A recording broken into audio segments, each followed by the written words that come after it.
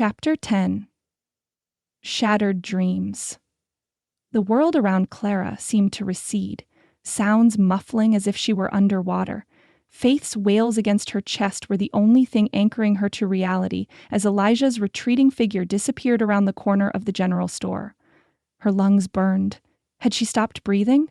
She couldn't remember. "I knew something wasn't right about that Boston woman from the start," Mrs. Hargrove announced, her voice cutting through Clara's shock like a blade. Too refined for ranch life, too eager to take on responsibilities beyond her station, clearly running from something unsavory. A murmur of agreement rippled through several onlookers. Clara clutched Faith tighter, the baby's cries growing more frantic in response to her tension. William stood a few paces away, satisfaction gleaming in his cold gray eyes as he watched her public humiliation unfold. "Did you ever actually marry her sister?" someone called to William. "Or was that another lie?" William straightened his already impeccable cuffs. "There was no sister," he replied smoothly, "just as there was no marriage. Miss Bennet found herself in difficult circumstances and chose deception rather than facing the consequences of her actions." Clara's cheeks burned with shame, but beneath it something else flickered, a spark of anger. William spoke as if he bore no responsibility, as if Faith's existence was solely her indiscretion. "You promised to marry me," she whispered, her voice finding strength as Faith hiccuped against her shoulder. "You said you loved me, and when I told you about the baby—" "A regrettable misunderstanding," William interrupted, his composure slipping only slightly. "But we needn't air private matters further. My carriage awaits at the hotel. We'll return to Boston, where arrangements can be made quietly." He stepped toward her, hand extended as if to guide her away. Clara recoiled, backing into someone behind her. "That's quite enough." Sarah Parker's firm voice sounded at Clara's shoulder. The minister's wife moved forward, placing herself between Clara and William with surprising authority for such a small woman. "This poor girl has been humiliated enough for one day, I think. Mrs. Parker," William began with practiced charm, "while I appreciate your Christian compassion, this matter concerns a mother and her child who need privacy and compassion," Sarah interrupted, taking Clara's elbow gently but firmly. "Come with me, dear." Clara allowed herself to be guided away, her legs moving mechanically. Behind them, William called, "This doesn't change anything, Clara. We leave tomorrow." "You'll do nothing of the sort without proper discussion," another voice countered, Reverend Parker, stepping in front of William with quiet authority. "You've done enough damage for one day, sir." Sarah led Clara down the main street, past curious stares and whispered comments. Clara kept her head down, focusing on Faith's warmth against her chest rather than the judgment in the eyes they passed. "Breathe, child," Sarah murmured. "One foot in front of the other.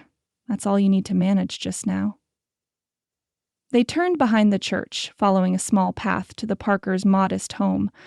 Only when the door closed behind them, shutting out the prying eyes of Silver Creek, did Clara's careful composure finally crumble. "Here, let me take her," Sarah said gently, reaching for Faith as Clara's shoulders began to shake with suppressed sobs. "You sit before you fall." Clara surrendered her daughter and sank into a chair at the Parkers' kitchen table. The tears came in earnest now, great heaving sobs that seemed torn from some deep, wounded place she'd kept carefully sealed until this moment. "I'm sorry," she gasped between sobs. "I never meant for any of this." "Hush now," Sarah soothed, expertly settling Faith against her shoulder while she poured water into the kettle with her free hand. Tears first, explanations later. The simple kindness of being offered a safe place to fall apart undid Clara completely. She buried her face in her hands and wept. For the life she'd briefly glimpsed with Elijah and Tomas, for the hurt she'd caused through her deception, for Faith's uncertain future. Sarah moved quietly around the kitchen, preparing tea one-handed while Faith gradually quieted against her shoulder. She placed a steaming cup before Clara, along with a clean handkerchief, before settling into the chair opposite. "Now," she said when Clara's sobs had subsided into occasional hiccups, "I suspect there's more to this story than what that smug gentleman was proclaiming in the street." Clara wiped her eyes, drawing a shuddering breath. "I've made such a terrible mess of everything." "Perhaps," Sarah agreed with practical frankness. But messes can be cleaned up given time and proper tools. Start at the beginning. The beginning. Clara stared into her tea, uncertain where that even was. William and I met at a charity function in Boston, she said finally. My father was still alive then, though already deep in gambling debts I knew nothing about. William was charming, attentive, everything a proper young lady is taught to desire in a suitor. She described their brief courtship, how William had seemed different from other men of his station, genuinely interested in her thoughts, respectful of her work teaching at the charity school, seemingly unconcerned with her modest social standing. He promised marriage, Clara whispered, shame coloring her cheeks.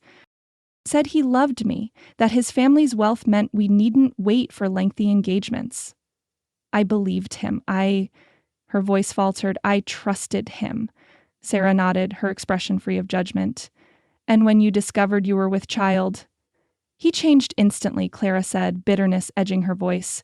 Suggested I was trying to trap him into marriage, claimed he couldn't possibly have fathered the child, offered money to take care of the problem. Discreetly, she pressed a hand protectively over Faith's back as Sarah continued to hold her. When I refused, he disappeared, cut all contact. The kettle whistled sharply. Sarah rose to move it from the heat, Faith still nestled against her shoulder. Then my father died suddenly, Clara continued, the painful memories flowing more easily now, left nothing but debts. Creditors seized our home, our possessions. I had nowhere to go, no way to support myself in my condition. Teaching positions aren't offered to unwed mothers to be. So, you came west, Sarah prompted, returning to her seat. Clara nodded, guilt washing through her anew. I answered an advertisement for mail-order brides.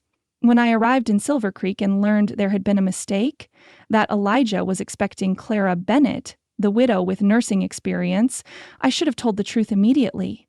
But you didn't, Sarah stated without accusation. I was desperate, Clara whispered. Nearly penniless, with a baby due any day.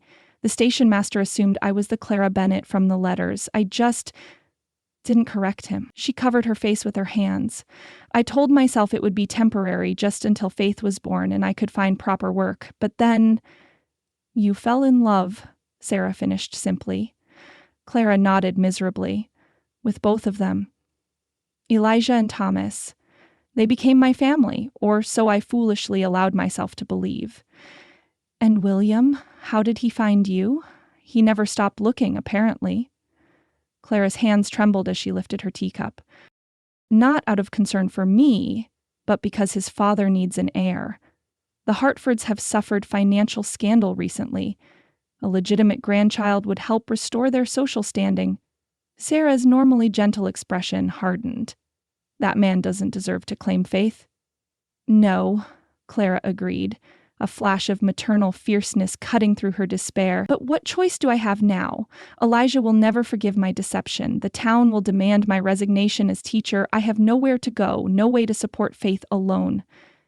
Don't be so quick to limit God's options, Sarah admonished gently, rising to place Faith in Clara's arms. The baby had fallen asleep, her tear-stained face peaceful in slumber. Clara stroked her daughter's cheek, overwhelmed by love and fear in equal measure. I never meant to hurt Elijah or Thomas, she whispered. I just wanted a chance to give Faith a decent life. I know, Sarah said, refilling their teacups. And for what it's worth, I believe you grew to love them truly. It doesn't matter now, Clara said brokenly. Elijah's face when he learned the truth. I've destroyed whatever trust existed between us. Sarah sat quietly for a moment, considering. Truth is a powerful thing, she said finally. Painful when first revealed after deception, yes, but also cleansing. She reached across the table to squeeze Clara's free hand. God isn't finished with this story yet. Clara looked down at Faith, then at the pearl ring still on her finger. Elijah's mother's ring, symbol of a trust she had broken. Gently, she worked it off and placed it on the table.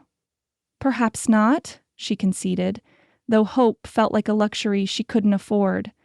But I fear the ending has already been written for me. Chapter 11. Broken Bridges.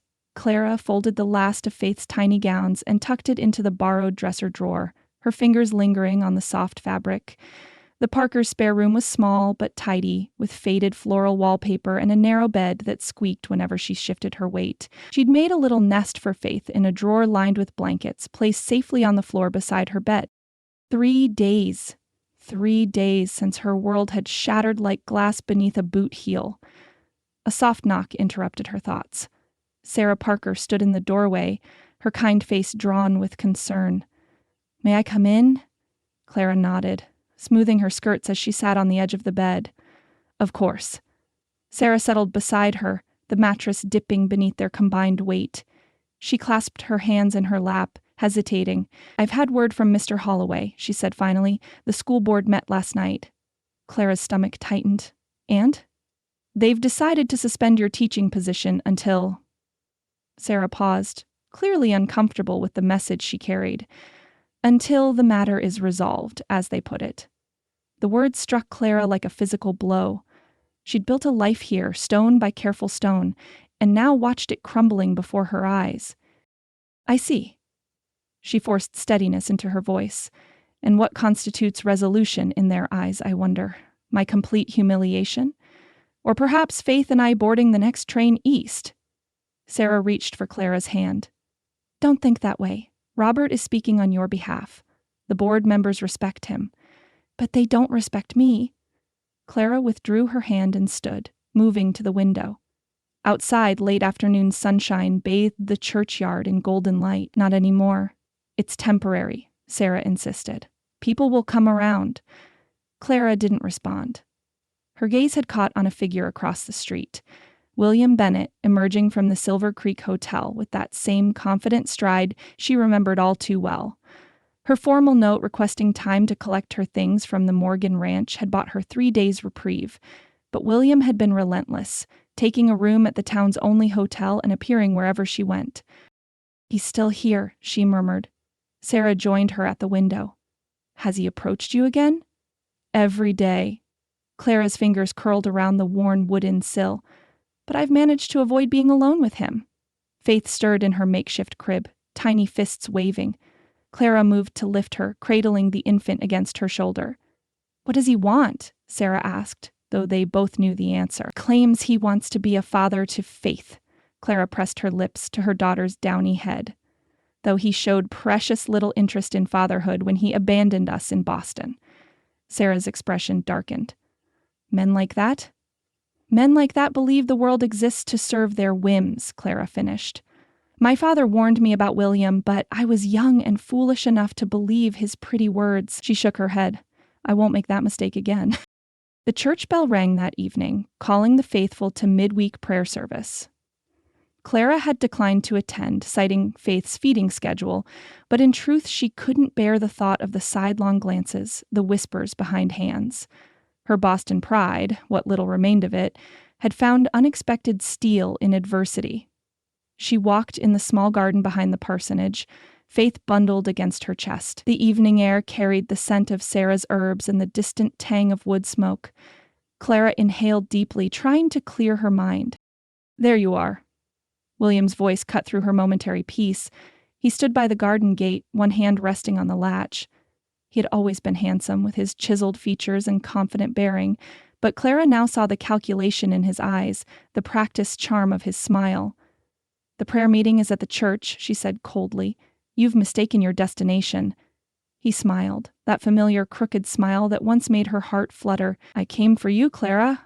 For both of you." His gaze dropped to Faith. "She's beautiful. She has my mother's eyes." "She has my mother's eyes," Clara corrected, instinctively turning so that Faith faced away from him. "Please leave. This is the Parkers' private residence." William opened the gate and stepped into the garden. "You can't avoid me forever. I have rights." "Rights?" The word tasted bitter on Clara's tongue. What rights would those be, exactly? The right to abandon your pregnant fiancé? The right to disappear without a word? "I've explained that. Business difficulties. Spare me." Clara's voice was low but steady, despite the trembling in her hands. "You forfeited any rights when you abandoned us both." William's charming facade slipped, revealing a flash of the temper Clara had glimpsed only rarely during their courtship. "She's my daughter." "She is my daughter," Clara corrected, "born of my pain and raised by my hand alone. You are nothing more than a stranger to her." "The law won't see it that way." William stepped closer, his voice dropping to a harsh whisper. "A father has claim to his child, Clara. I could take her from you." Cold fear washed through Clara, but she stood her ground. "You would have to prove yourself the father first, William.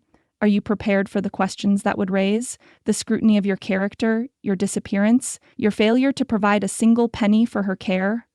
Uncertainty flickered across his face, quickly masked. "You've already caused a scandal here," Clara continued, drawing strength from Faith's warm weight against her chest. "Do you truly wish to air our private matters in a court of law as well?" William's jaw tightened. "You've changed." "Yes," Clara agreed. Necessity demanded it. Faith began to fuss, small whimpers growing into plaintive cries. Clara swayed gently, patting the baby's back. "Think about my offer," William said, backing toward the gate. "Marriage would solve everything. Your reputation, Faith's legitimacy, your position at the school, all restored at the price of my soul," Clara replied. "Good evening, William." She turned and walked steadily toward the house, not looking back, though she could feel his eyes upon her until she closed the door. Retrieving memories, Elijah Morgan guided his wagon to a stop in front of the parsonage, his hands tight on the reins. The wooden chest and 2 carpet bags in the wagon bed contained all of Clara Bennett's possessions, all the traces of her presence in his home, packed away as if she'd never been there at all. Thomas had wept when Elijah explained Miss Clara wouldn't be coming back. "But who'll read the stories?" he'd asked, his small face crumpled in confusion. "Who'll help me with my letters?" Elijah had no good answer. Isaiah and Mary had exchanged glances over Thomas's head, their silence more eloquent than words. Now, as he secured the brake and climbed down from the wagon seat, Elijah felt the familiar weight of anger settling in his chest. Anger was simpler than the other emotions that threatened when he allowed himself to think of Clara. The hurt, the disappointment, the sense of betrayal that cut deeper than he cared to admit. He'd barely reached the front steps when the door opened, revealing Reverend Parker's tall figure. "Mr. Morgan," the Reverend said, nodding in greeting. "I thought I heard a wagon." "Brought Miss Bennett's things," Elijah replied, his voice clipped, "as she requested in her note." Robert Parker glanced at the wagon, then back to Elijah. "Would you care to come in? Sarah's at the mercantile, and Claire's helping with the church cleaning." Elijah hesitated. "Should just unload and be on my way." "A cup of coffee wouldn't delay you long," the Reverend persisted gently, "and I find it helps conversation flow more easily." Something in the older man's expression, a mixture of understanding and quiet challenge, made Elijah nod stiffly. Much obliged. The parsonage's main room was cluttered but comfortable, with books stacked on every surface and the Reverend's half-written sermons spread across a desk in the corner. Elijah removed his hat, turning it awkwardly in his hands, until Parker gestured to a chair near the cook stove. "Sit, please. Coffee will be just a moment." Elijah lowered himself into the offered chair, setting his hat on his knee. He had known Robert Parker for 3 years, ever since the Reverend had arrived in Silver Creek. The man had officiated at Emily's funeral, his words offering what comfort could be found in such circumstances. Elijah respected him, which made the current situation all the more uncomfortable. "Thomas, doing well?" Parker asked, measuring coffee grounds into a pot. "Well enough." Elijah shifted in his seat, misses his lessons. Parker nodded, setting the pot on the stove. "He's a bright boy, quick to learn." Silence settled between them, broken only by the soft bubbling of brewing coffee. Finally, Parker spoke again, his tone casual but his words carefully chosen. "I've known Clara Bennett for nearly 8 months now. Found her to be a woman of remarkable character, given what she's endured." Elijah's jaw tightened. "Appearances can be deceiving." "Indeed they can." Parker poured coffee into 2 mismatched cups. "Which is why we're cautioned against judging too hastily." He handed 1 cup to Elijah. "She made mistakes, Elijah, but haven't we all fallen short?" "This isn't about falling short," Elijah responded, the coffee untouched in his hand. It's about deception, living a lie, is it? Parker settled into the chair opposite. Or is it about a young woman trying to protect her child and build a respectable life after being abandoned? She could have been honest. And risk losing everything? Again? The Reverend shook his head. Fear is a powerful motivator, Elijah. It can make even good people choose poorly. Elijah stared into his coffee cup. The Reverend's wife took the same view, I expect. A small smile touched Parker's lips. Sarah's opinion of Miss Bennet is even higher than mine. But then, Sarah has particular sympathy for those who suffer at the hands of men who fail to honor their commitments. The words hung in the air between them. Elijah finally sipped his coffee, using the moment to gather his thoughts.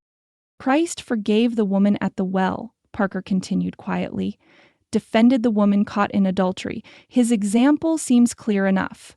Forgiveness is one thing, Elijah said, his voice low. Trust is another. He set his half-empty cup on the small table between them. I should get her things inside. Parker nodded, not pressing further. I'll help you carry them. They worked in silence, bringing Clara's belongings into the house and placing them in the small bedroom where she and Faith were staying. The last item, a worn leather trunk, was heavier than it looked. As they maneuvered it through the doorway, a loose piece of paper fluttered to the floor. Parker bent to retrieve it, then paused, his expression softening as he glanced at the page. After a moment's hesitation, he held it out to Elijah. Perhaps you should see this. Elijah took the paper reluctantly. Clara's neat handwriting filled the page, forming a prayer written in the darkest hours of the night. Lord, I have made so many mistakes. Guide my path forward now. Give me wisdom to protect Faith, courage to face the consequences of my choices, and strength to rebuild what I have broken. If it be your will that we leave this place, show me where to go. And Lord, help Elijah find peace. His anger toward me is justified, but I pray it does not harden his heart. Thomas needs his father's joy, not his bitterness. Amen.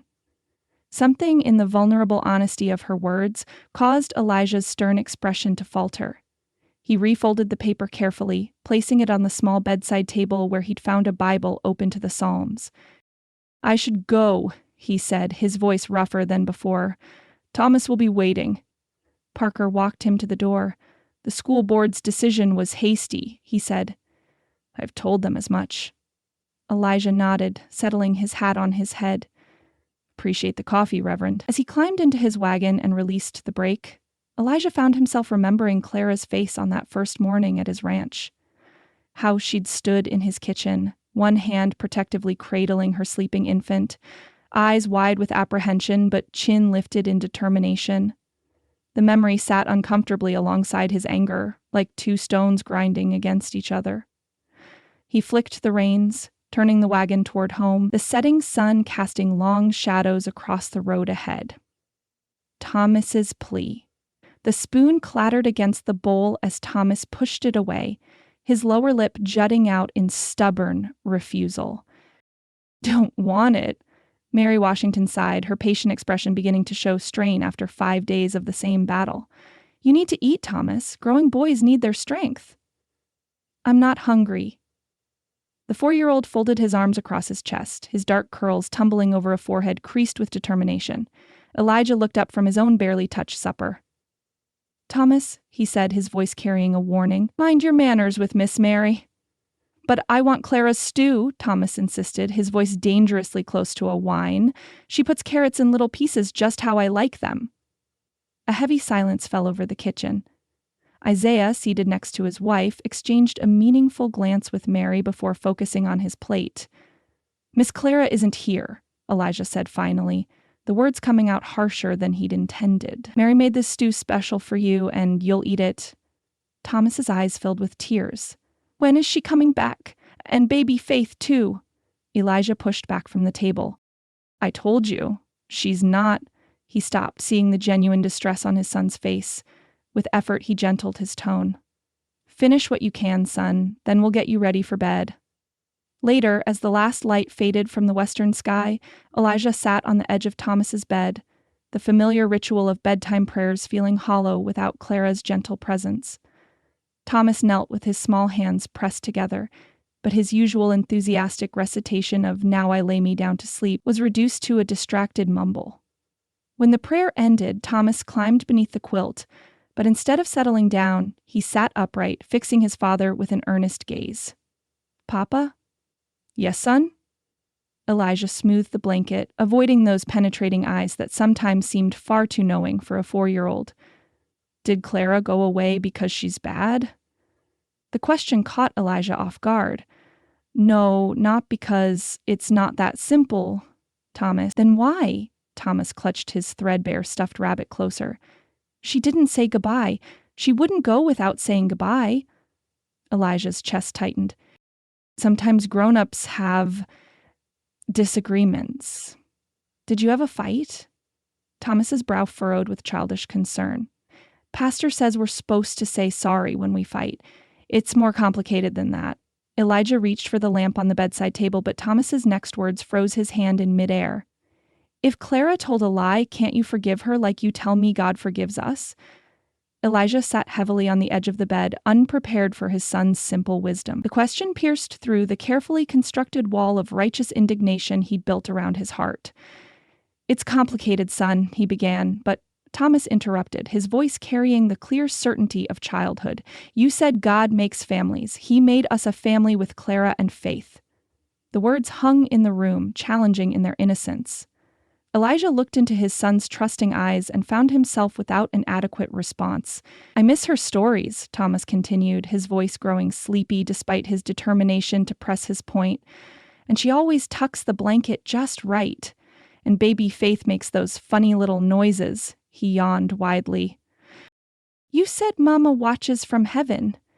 Do you think she likes Clara and Faith?" The question landed like a physical blow. Elijah swallowed hard, reaching to smooth Thomas's unruly curls. "Time to sleep now, Thomas. But do you think Mama—" "Sleep now." Elijah's voice was gentle but firm. "We'll talk more tomorrow."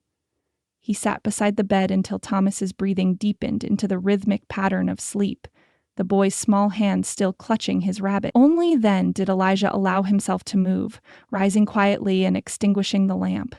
Instead of heading to his own bedroom, his feet carried him to the main room where Emily's portrait hung above the mantel. In the dim light of the banked fire, her painted eyes seemed to follow him as he lowered himself into his chair. "What would you tell me to do?" he whispered to the silent image. Emily had been practical, level-headed where he was impulsive. She'd balanced his tendency toward black and white thinking with her understanding of life's many shades of gray. What would she make of Clara Bennett? Of the deception, of the way Thomas had come alive during her brief time in their home? Thomas's words echoed in his mind. "You said God makes families. He made us a family with Clara and Faith." The simplicity of a child's faith, cutting through the tangle of adult pride and hurt. Elijah stared at the dying embers, remembering the prayer he'd read in Clara's neat handwriting, her concern for Thomas, her acknowledgement of Elijah's justified anger, her willingness to start anew elsewhere if necessary. Not the words of a woman bent on deception, but of someone who had made desperate choices under desperate circumstances. The clock on the mantel ticked steadily in the quiet house. Elijah remained in his chair long into the night, his late wife's portrait bearing silent witness as he wrestled with forgiveness, trust, and the possibility that God might indeed have brought Clara and Faith into their lives for reasons beyond his understanding. Chapter 12. Legal Threats. Clara fastened the last pearl button on Faith's christening gown, the delicate fabric a stark contrast to the simplicity of her own navy Sunday dress. The baby gurgled, tiny fists waving in the morning light that streamed through the Parkers' spare room window. "We're going to hold our heads high today," Clara whispered, lifting Faith to her shoulder. "No matter what they say." The walk to church stretched longer than usual, each step an effort against the leaden dread in her stomach. Clara had avoided town since the confrontation with William, sending Sarah to collect necessary supplies while she helped with household chores and correspondence for Reverend Parker's ministry. But she would not hide forever. Not from God's house, and not from the judgment of Silver Creek. The church bell tolled its final summons as Clara approached the white clapboard building. Several parishioners lingered on the steps, their conversations dying as she passed. Mrs. Holloway, the school board chairman's wife, pressed her thin lips together and turned purposefully away. Mr. Jenkins, who owned the mercantile, nodded stiffly, a flicker of sympathy in his eyes before his wife tugged him inside. Clara drew a steadying breath and entered, the familiar scent of beeswax candles and hymnal pages enveloping her. She slipped into the last pew, cradling Faith close, as curious faces turned to steal glances before quickly looking away. Sarah Parker spotted her from near the altar, where she arranged flowers and hurried down the aisle. "You came," she whispered, squeezing Clara's hand. "Robert will be pleased." "I nearly lost my courage at the door," Clara admitted. Sarah's eyes were kind. "The Lord welcomes all his children, especially those most in need of comfort." She returned to her duties as the congregation filled the remaining pews. Reverend Parker appeared from the vestry, Bible in hand, his gaze finding Clara with an encouraging nod. The opening hymn had just begun when the church door opened. William Bennett stood framed in the doorway, sunlight catching on his fashionable suit and polished shoes. He removed his hat with practiced grace, scanning the congregation until his eyes found Clara. A satisfied smile touched his lips as he moved down the aisle, nodding to those who turned to look. Rather than taking one of several empty spaces in the front pews, he deliberately made his way to the back, sliding into Clara's row with barely a foot of space between them. "A beautiful morning for worship," he whispered, his voice carrying just enough for nearby parishioners to hear. Clara stared straight ahead, her arms tightening around Faith. The baby stirred, letting out a small whimper that Clara quickly soothed. Conscious of the disapproving glances from Mrs. Finch in the row ahead, Reverend Parker's sermon focused on the prodigal son, the father's forgiveness, and the bitter brother's resentment. Clara found herself clinging to each word, desperate for some divine solution to her impossible situation.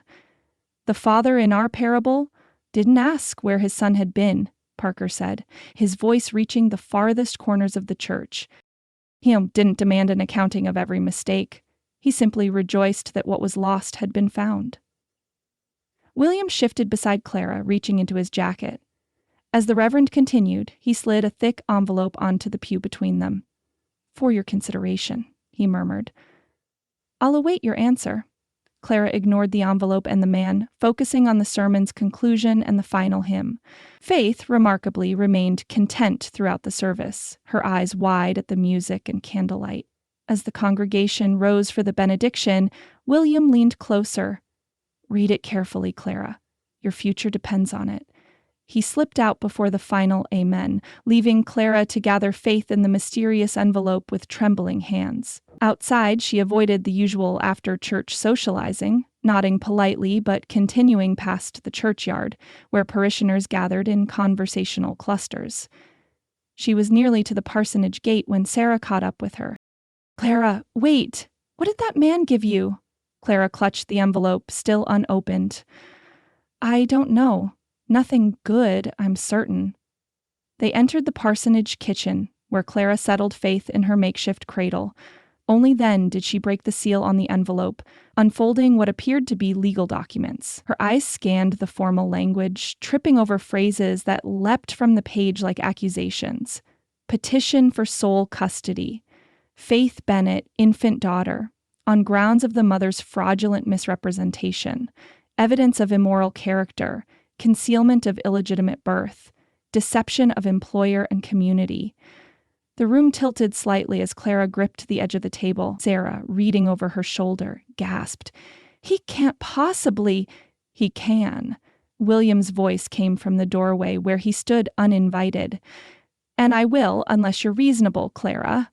She rose on unsteady legs, placing herself between William and Faith's cradle. "How dare you come here?" "I wanted to see your reaction." He stepped into the room, uninvited. "Territorial judges have significant discretion in family matters. My father has connections with 2 of them." His smile held no warmth. "You'll lose her, Clara, unless you agree to my terms." "What terms?" Sarah demanded, moving to stand beside Clara. William's gaze never left Clara's face. Return to Boston as my wife, with the story that we were secretly married all along? My father's position will smooth over any unpleasantness, and Faith will have the Bennett name officially. And what of your gambling debts? Clara asked, her voice steadier than she felt. The real reason you disappeared? A flicker of surprise crossed his face before his smooth mask returned. Ancient history. My father has generously agreed to settle those accounts, provided I establish a proper household. With you. Leave this house, Reverend Parker commanded from behind William, his normally gentle voice hard with authority. You will not threaten anyone under my roof. William turned, unruffled. Simply delivering necessary legal documents, Reverend, as is my right as the child's father. He reached for his hat. You have 3 days to decide, Clara, before I file these papers with the territorial court. After he left, Clara sank into a chair, the documents clutched in bloodless fingers.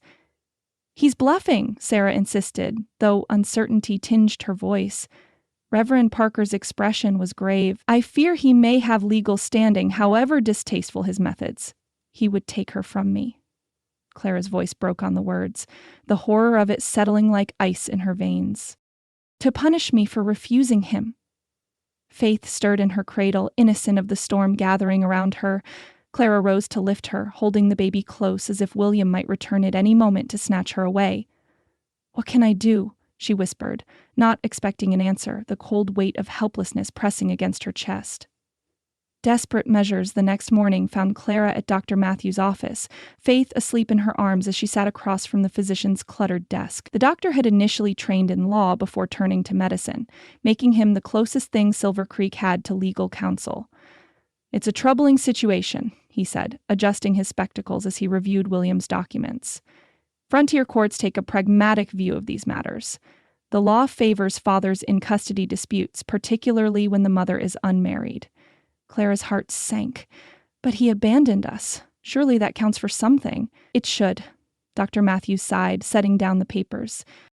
But courts are concerned with a child's future prospects, not past grievances. A father with financial means and family connections usually prevails over an unmarried school teacher, however deserving she might be.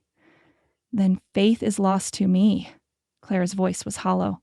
Not necessarily. The doctor leaned forward, his expression thoughtful. A respectable marriage might sway a judge. It would provide Faith with stability, a father figure, and remove the stigma of her birth circumstances. Clara stared at him. You're suggesting I marry someone, anyone, to keep my daughter? I'm merely outlining what might influence the court. Dr. Matthews removed his glasses, polishing them with a handkerchief. A husband of good standing in the community would be viewed favorably against Bennett's claims. I've been in Silver Creek less than a year, Clara said, the futility of the suggestion washing over her. What respectable man would? She stopped, unable to finish the thought. Dr. Matthews replaced his glasses. There's also the option of leaving the territory. Wyoming, perhaps, or California. Hope flickered briefly before dying away. He would follow us. His pride demands it now. Later, Clara sat in the Parkers' garden, Faith napping in a basket beside her as she considered her dwindling options. Sarah joined her, offering a cup of tea. I could go further west, Clara said, not touching the tea. Tonight, before he realizes. There must be somewhere he couldn't find us, Sarah settled beside her on the bench. And live how? As a fugitive, constantly looking over your shoulder? She placed a gentle hand on Clara's arm. Running would only confirm your guilt in everyone's eyes. What choice do I have? Return to Boston as his wife? The very thought made her stomach clench.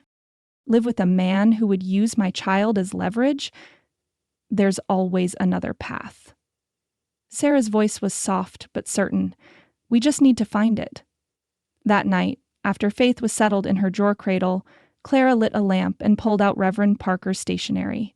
With careful penmanship that betrayed none of her inner turmoil, she composed 2 letters. Preston, I write to you in circumstances more desperate than when I left your kind care. William Bennett has found us in Colorado and now threatens to take Faith through legal means, citing my immoral character and fraud as grounds for custody. Might I impose upon your generous heart to provide a character reference? Any testimony to my conduct while under your roof, my care of Faith, and the circumstances of William's abandonment could prove vital in the coming legal battle. With deepest gratitude for all you have done, Clara Bennett. She sealed this letter quickly, knowing the mail coach left at first light. The second letter proved far more difficult. Clara stared at the blank page, the pen hovering uncertainly. Finally, she began. Mr. Morgan, I realize you have no reason to read beyond these opening words, and every right to burn this letter unread. If you choose to continue, I can only offer what I should have given you from the beginning, the complete truth. I was engaged to William Bennett in Boston, the son of a respected merchant with whom my late father conducted business. When I discovered my condition, William promised marriage within the week. Instead, he disappeared, leaving only rumors of gambling debts and a note saying he would return when possible. 3 months passed with no word. My father died shortly after, leaving little beyond debts. I found lodging with a kindly widow who assisted with Faith's birth, but my prospects in Boston were ruined. The teaching position in Silver Creek offered us both a fresh beginning. I did not lie when I said Faith's father was dead to us. In every way that matters, he has been. What I could not foresee was his reappearance, nor his determination to claim Faith despite having abandoned us both. Today, he presented legal papers seeking custody. Using my deception about our marital status against me, he threatens to take Faith unless I return to Boston as his wife, maintaining the fiction that we were secretly married all along. I do not write seeking forgiveness for my deception, nor assistance with my predicament. I simply wanted you to know the full truth, for Thomas's sake, if nothing else. He deserves to understand why we left so suddenly, and that it reflected no lack of affection for him. Faith and I will likely depart Silver Creek soon, one way or another. Please tell Thomas that Miss Clara thinks of him often and treasures the memory of our lessons together. With sincere regret for the pain my choices have caused, Clara Bennett. She read the letter twice, folded it carefully, and sealed it with a drop of wax. Whether she would find the courage to deliver it remained uncertain, but the truth was finally set down, whatever good it might do. Clara blew out the lamp and moved to the window, gazing toward the distant outline of mountains against the night sky. Somewhere beyond them lay another life, another possibility. If only she could find the path that led there. In her cradle, Faith sighed in her sleep, one tiny hand curled against her cheek. Clara watched her daughter's peaceful breathing, a fierce resolve hardening within her. I won't let him take you, she whispered, whatever it costs me. Elijah's decision. Isaiah Washington pulled his horse to a stop beside the fence where Elijah was mending a broken rail. The late morning sun beat down on both men as Isaiah swung from the saddle, his expression unreadable. Mail came through, Isaiah said, reaching into his coat pocket. Stopped by the post office while I was in town picking up those nails. Elijah straightened, driving the last nail into the repaired fence rail with more force than necessary. Expecting something? Not for me. Isaiah extended his hand, a sealed envelope between his fingers. Miss Bennett asked the postmaster to pass this along, said it was important. Elijah stared at the letter as if it might bite. Clara's neat handwriting spelled out his name with careful precision. Could have saved herself the trouble, he muttered, but took the envelope anyway, tucking it into his shirt pocket without breaking the seal. Isaiah watched him for a moment before nodding slightly. Heading to the south pasture next. That fence line's not going to check itself. I'll finish up here first, Elijah replied, turning back to his work as Isaiah mounted and rode off. The letter seemed to burn against his chest throughout the day. Elijah worked with grim determination, moving from the fence repair to the leaking barn roof, then to chopping a week's worth of firewood. His axe swung with mechanical precision, his thoughts miles away in a tidy parsonage where a dark-haired woman and her infant daughter had sought refuge. The distraction cost him when his axe glanced off a knot in the wood, narrowly missing his boot. Cursing under his breath, Elijah drove the blade into the chopping block and rubbed his jarred shoulder. By the time he returned to the house for supper, Thomas was already asleep, Mary having coaxed the boy to eat a proper meal for the first time in days. Isaiah sat at the kitchen table, cleaning his rifle, looking up when Elijah entered. "You look like a man carrying something heavy," he observed. Elijah grunted, dishing up cold beans and biscuits from the covered plates Mary had left. "Just tired. Read that letter yet?" Elijah paused, then shook his head. "Don't see much point." Isaiah reassembled his rifle with skilled hands. "The point might not be for you to see yet." He stood checking the action one final time before hanging the weapon on its pegs. Sometimes a man has to hear the whole story before he knows what to do with it. Long after Isaiah had retired to the bunkhouse, Elijah sat in the dim kitchen, Clara's unopened letter on the table before him. The house was unnaturally quiet without Thomas's chatter and the soft sounds of Clara moving about, tending to Faith or preparing lessons for the next day. With a muttered oath that would have earned him a reproachful look from the very woman who'd written to him, Elijah broke the seal. The letter was neither short nor long, written in Clara's precise hand without blot or hesitation. He read it once quickly, then again more slowly, the words sinking deeper with each reading. "I did not lie when I said Faith's father was dead to us. In every way that matters, he has been. He threatens to take Faith unless I return to Boston as his wife, maintaining the fiction that we were secretly married all along. I do not write seeking forgiveness for my deception, nor assistance with my predicament." Elijah stood abruptly, the chair legs scraping against the plank floor. Something in the letter's tone, the absence of excuses, the plain statement of facts, the concern for Thomas amid her own desperate circumstances, stirred emotions he'd been determinedly ignoring. He paced the room once, twice, coming to a halt before the cold hearth. The letter remained on the table, its message echoing in his mind. Sleep eluded him that night. As first light crept through the windows, Elijah was already saddling his bay gelding.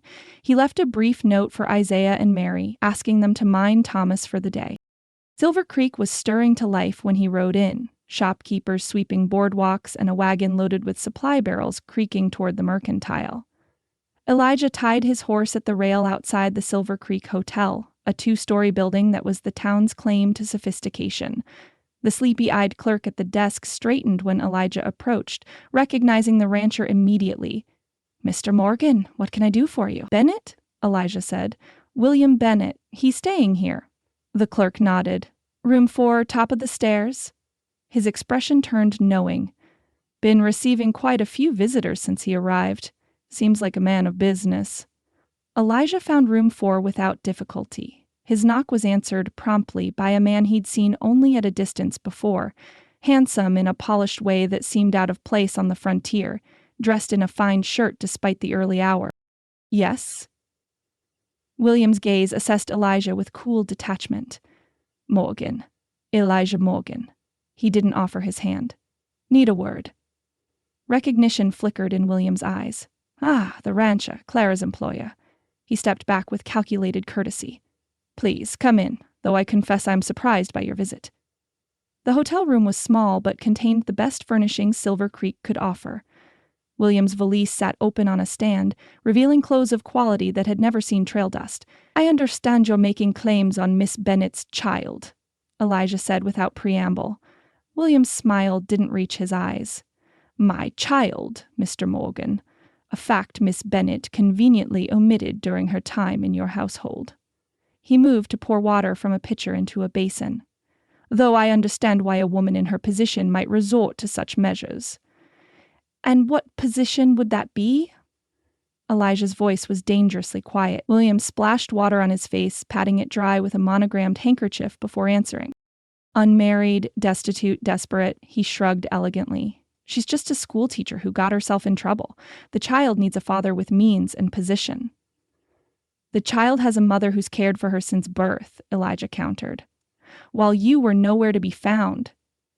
William's expression hardened slightly. "My absence was unavoidable and temporary. Business complications that a rancher wouldn't understand." He folded the handkerchief precisely. "In any case, my family name and connections will provide Faith with advantages Clara Bennett could never offer her. Surely you can see that?"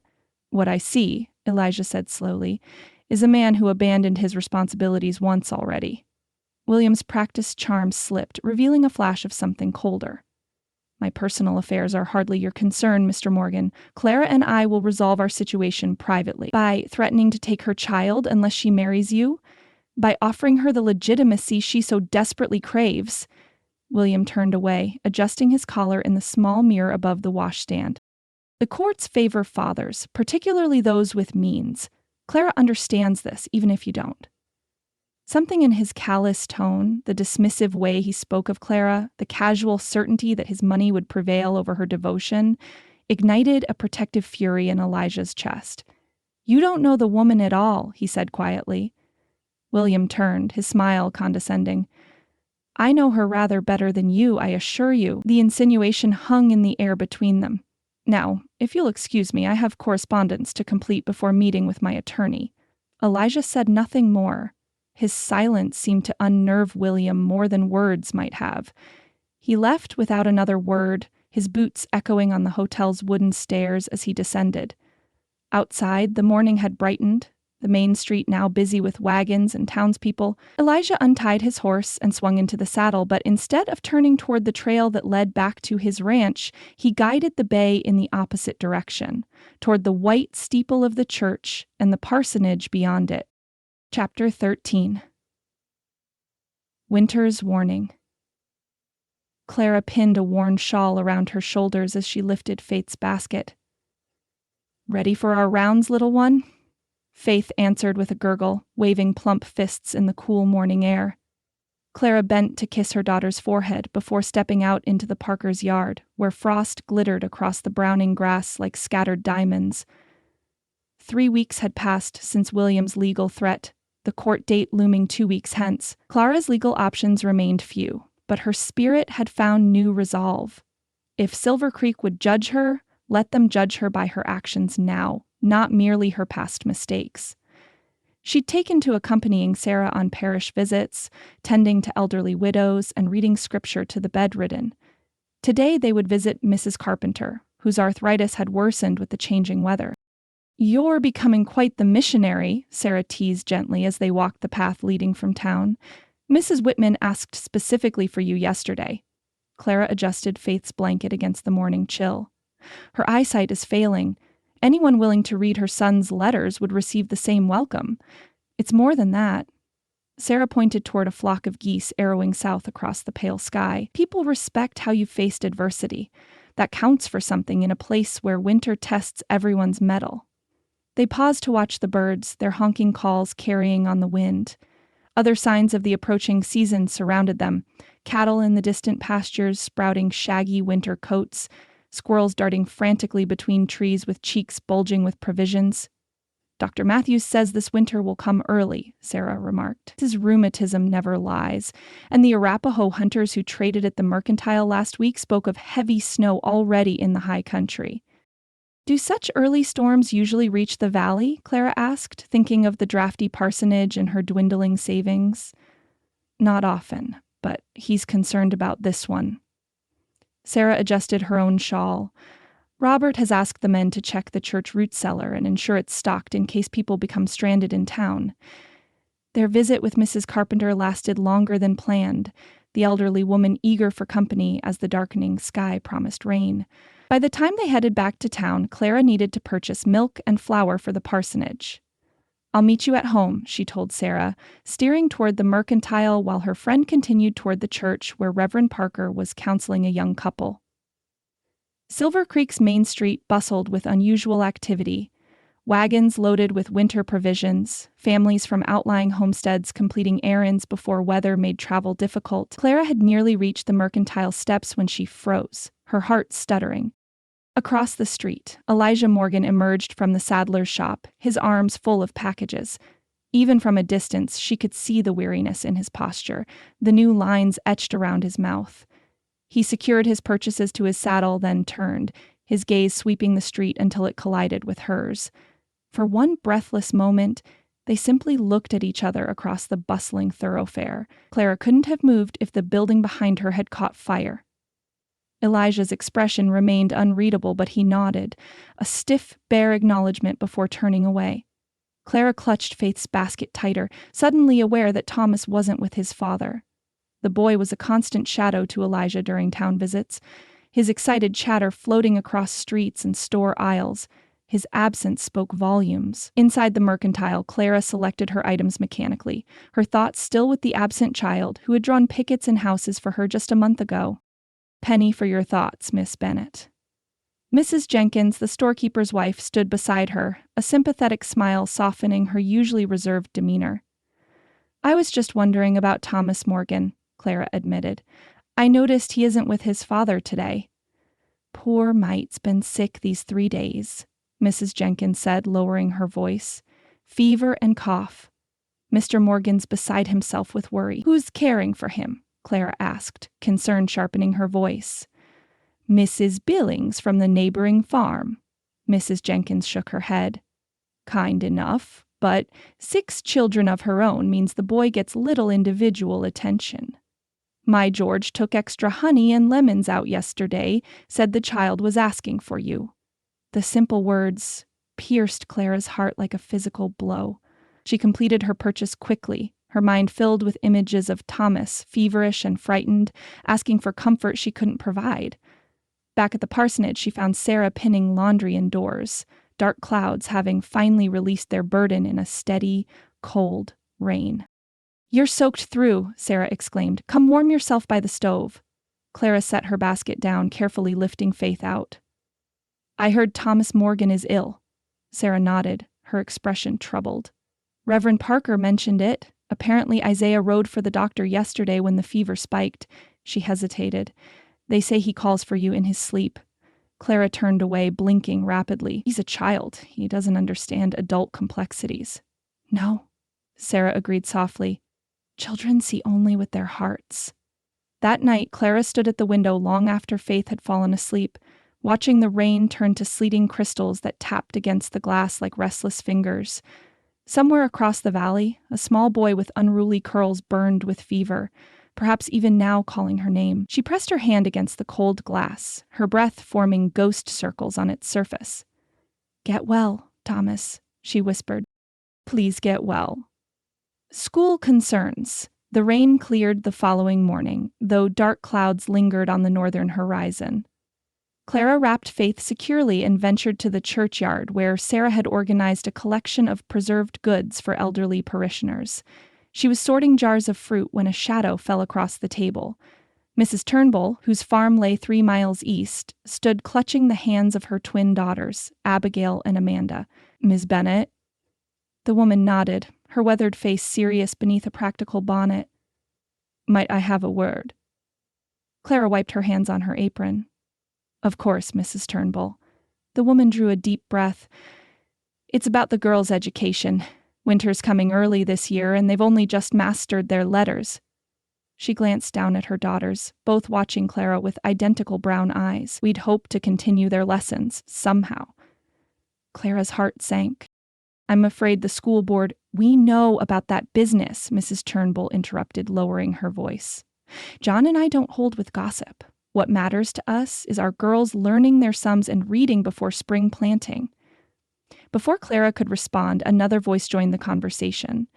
Mrs. Holden approached with her son Michael, a bright boy of 9 who'd shown particular aptitude for mathematics. "I was hoping to speak with you too, Miss Bennet," Mrs. Holden said. "Michael's been practicing his multiplication, but there's no one at home who can check his work." Within the hour, 3 more families had approached with similar concerns. Clara found herself at the center of an impromptu meeting in the church vestibule, parents voicing worries about their children falling behind during the long winter months. "The nearest qualified teacher is in Hillsdale, 40 miles south," Mr. Turnbull pointed out. "Our children can't afford to lose months of learning, but where would classes be held?" Clara asked, acutely aware that the schoolhouse remained closed to her. "The old Hanson cabin," Mrs. Holden suggested. "It's abandoned since the family moved to Oregon, but sound enough. Sits right between the Turnbull and Peterson properties." "That's outrageous!" The sharp voice of Mrs. Hargrove cut through the discussion. The school board chairman's wife stood in the doorway, disapproval radiating from every inch of her rigid posture. "The board suspended Miss Bennet for good reason." An uncomfortable silence fell over the group. Clara felt her cheeks burn with embarrassment, but she held her head high, one hand protectively cradling Faith, who slept against her shoulder.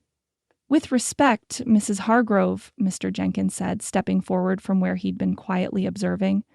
The board suspended Miss Bennet from teaching at the town school. They made no ruling about private arrangements between parents and teacher. Miss Hargrove's thin lips pressed tighter. It's a matter of moral principle, Mr. Jenkins. Children are impressionable. My children are impressed by Miss Bennet's knowledge and patience, Mrs. Turnbull countered firmly. Personal matters aside, she's the only qualified teacher for miles. Mr. Jenkins nodded, his usual reserved manner giving weight to his words. My Emmeline has learned more in 6 months with Miss Bennet than in 2 years with the previous teacher. He turned to Clara. If you're willing, Miss Bennet, I believe several families would value your services. Mrs. Hargrove's face flushed scarlet. Herbert will hear about this, she warned, before sweeping out of the church. Never mind her, Mr. Jenkins said, returning to the matter at hand. The Hanson cabin would need some attention. A good cleaning, wood for the stove, perhaps new glass for the broken window. But it could serve until spring. Hope flickered in Clara's chest, fragile but warm. I would need to bring Faith with me. We'll take turns minding her during lessons, Mrs. Holden offered immediately. I've 7 of my own, 1 more won't make a difference. The details came together quickly. Schedules arranged around farm chores, fees established that Clara would accept in goods rather than currency, Mr. Peterson volunteering his wagon to transport Clara and the children during inclement weather. By the time they dispersed, Clara felt a small renewal of purpose lightening her step. That afternoon, she accompanied Mr. Jenkins and Mr. Turnbull to inspect the cabin. The structure stood in a small clearing, a simple one-room affair built of sturdy logs with a stone chimney at one end. Its location, halfway between several outlying farms, made it convenient for most of the interested families. It's been empty since spring, Mr. Jenkins said, pushing open the door, but the roof is sound. Clara stepped inside, assessing the space with a teacher's eye. Dust covered every surface, cobwebs festooned the corners, and a family of mice had clearly made themselves at home in the abandoned cupboard. But beneath the neglect, she saw possibilities. Space for a circle of benches, the large stone hearth that would provide ample warmth, windows that would offer good light for reading. We'll have it ready by week's end, Mr. Turnbull promised, already measuring the broken window with calloused hands. Might even build some proper benches instead of those rickety town school desks. Clara walked the perimeter, mentally arranging her limited teaching supplies and considering how to divide the space for different age groups. A sudden gust of wind rattled the door, drawing her attention to the view beyond. The cabin sat on a slight rise, facing south toward Silver Creek, but behind it stretched an expanse of open land that offered no protection from the north. That evening, as Clara described the arrangements to Reverend Parker, she noticed his brow furrow with concern. You know that area well? She asked, pausing in her description of planned lessons. I do, he set aside his sermon notes. That cabin is directly in the path of northerly storms. The Hansons chose the location for summer ventilation, not winter protection. His expression grew serious. If you go forward with this plan, Clara, you must be vigilant of weather changes. Blizzards can sweep down from those mountains with little warning. I'll be careful, she promised, glancing toward Faith, who played on a blanket near the hearth. We both will. The Reverend studied her for a moment longer. The work is worthwhile. And the children need you. Just remember that no lesson is worth risking lives. He picked up his Bible, finding a marked passage. As Ecclesiastes tells us, to everything there is a season. Winter in Colorado demands respect. Clara nodded, understanding the warning beneath his gentle counsel. As if in agreement, the wind rose again outside, its mournful whistle through the eaves sounding almost like a distant voice calling across the valley. The first snowfall, Clara felt the first snowflakes against her cheek as she guided the borrowed mare along the familiar trail to the Morgan Ranch. The sky hung low and heavy, a pewter blanket that dimmed the afternoon light to an early dusk. Faith slept against her chest, swaddled in layers of wool and secured beneath Clara's heavy coat, her warm breath a reassuring rhythm. The small carved horse in Clara's pocket had caught her eye at the mercantile that morning, A simple toy of smooth pine, lovingly crafted by Mr. Peterson's arthritic hands. Without hesitation, she'd traded a jar of her precious blackberry preserves for it, knowing how Thomas treasured such treasures. "It's not proper, visiting uninvited," Sarah had cautioned when Clara mentioned her plan. "I won't stay," Clara had promised. "Just leave it for him with good wishes. The boy is ill and asking for me. I can't ignore that, whatever his father might think." Now, as the Morgan Ranch came into view through the thickening curtain of snow, Clara slowed the mare. The house stood quiet, smoke curling from the chimney, but no movement visible through the windows. In the yard, washing hung forgotten on the line, now dusted with white, suggesting Mary had been called away suddenly. Clara dismounted carefully, keeping one arm wrapped protectively around Faith. The yard was eerily silent. No sign of Isaiah working the outbuildings, no chickens scratching in the dirt. Even the cattle in the nearby pasture had moved to the sheltered side of a stand of cottonwoods, their dark shapes huddled against the weather. At the porch steps, Clara hesitated. Perhaps she should leave without disturbing their privacy. But the thought of Thomas feverish in his small bed compelled her forward. She would leave the gift and go, nothing more. She climbed the stairs, boots leaving wet prints on the weathered boards. No one answered her light knock. After waiting a respectful moment, Clara withdrew the wooden horse from her pocket, along with a folded note she'd prepared. She placed both on the bench beside the door, where they would be protected from the snow, but immediately visible to anyone entering. "Get well soon, Thomas," she whispered, her breath forming a small cloud in the cold air. Faith stirred against her chest, making a small sound of protest at the chill. Clara turned to leave, drawing her coat tighter around them both. In the shadowed interior of the barn, Elijah Morgan stood frozen, pitchfork in hand. He'd glimpsed Clara's approach through the open barn door and retreated into the shadows, unwilling to face her. Now he watched as she descended the porch steps, snowflakes catching in her dark hair and on her eyelashes. The sight of her, straight-backed and dignified despite her circumstances, his daughter's infant cradled protectively against the cold, struck him with unexpected force. For weeks he'd held his anger like a shield, letting it harden into something impenetrable. Yet somehow, watching her small figure against the vast whiteness of the falling snow, that shield developed hairline crack. Clara mounted the mare with practiced ease despite the baby secured to her chest. She turned the horse toward town, not looking back as snow began to erase her tracks almost as quickly as they formed. Elijah remained motionless until she disappeared into the thickening storm. Only then did he set down the pitchfork and cross the yard to the porch. The carved horse sat where Clara had left it, a small, perfect thing with arched neck and flowing mane. Beside it, her note in a hand he'd recognize anywhere. "For Tomas. May this bring you comfort until you are well again. Your friend always, Miss Clara."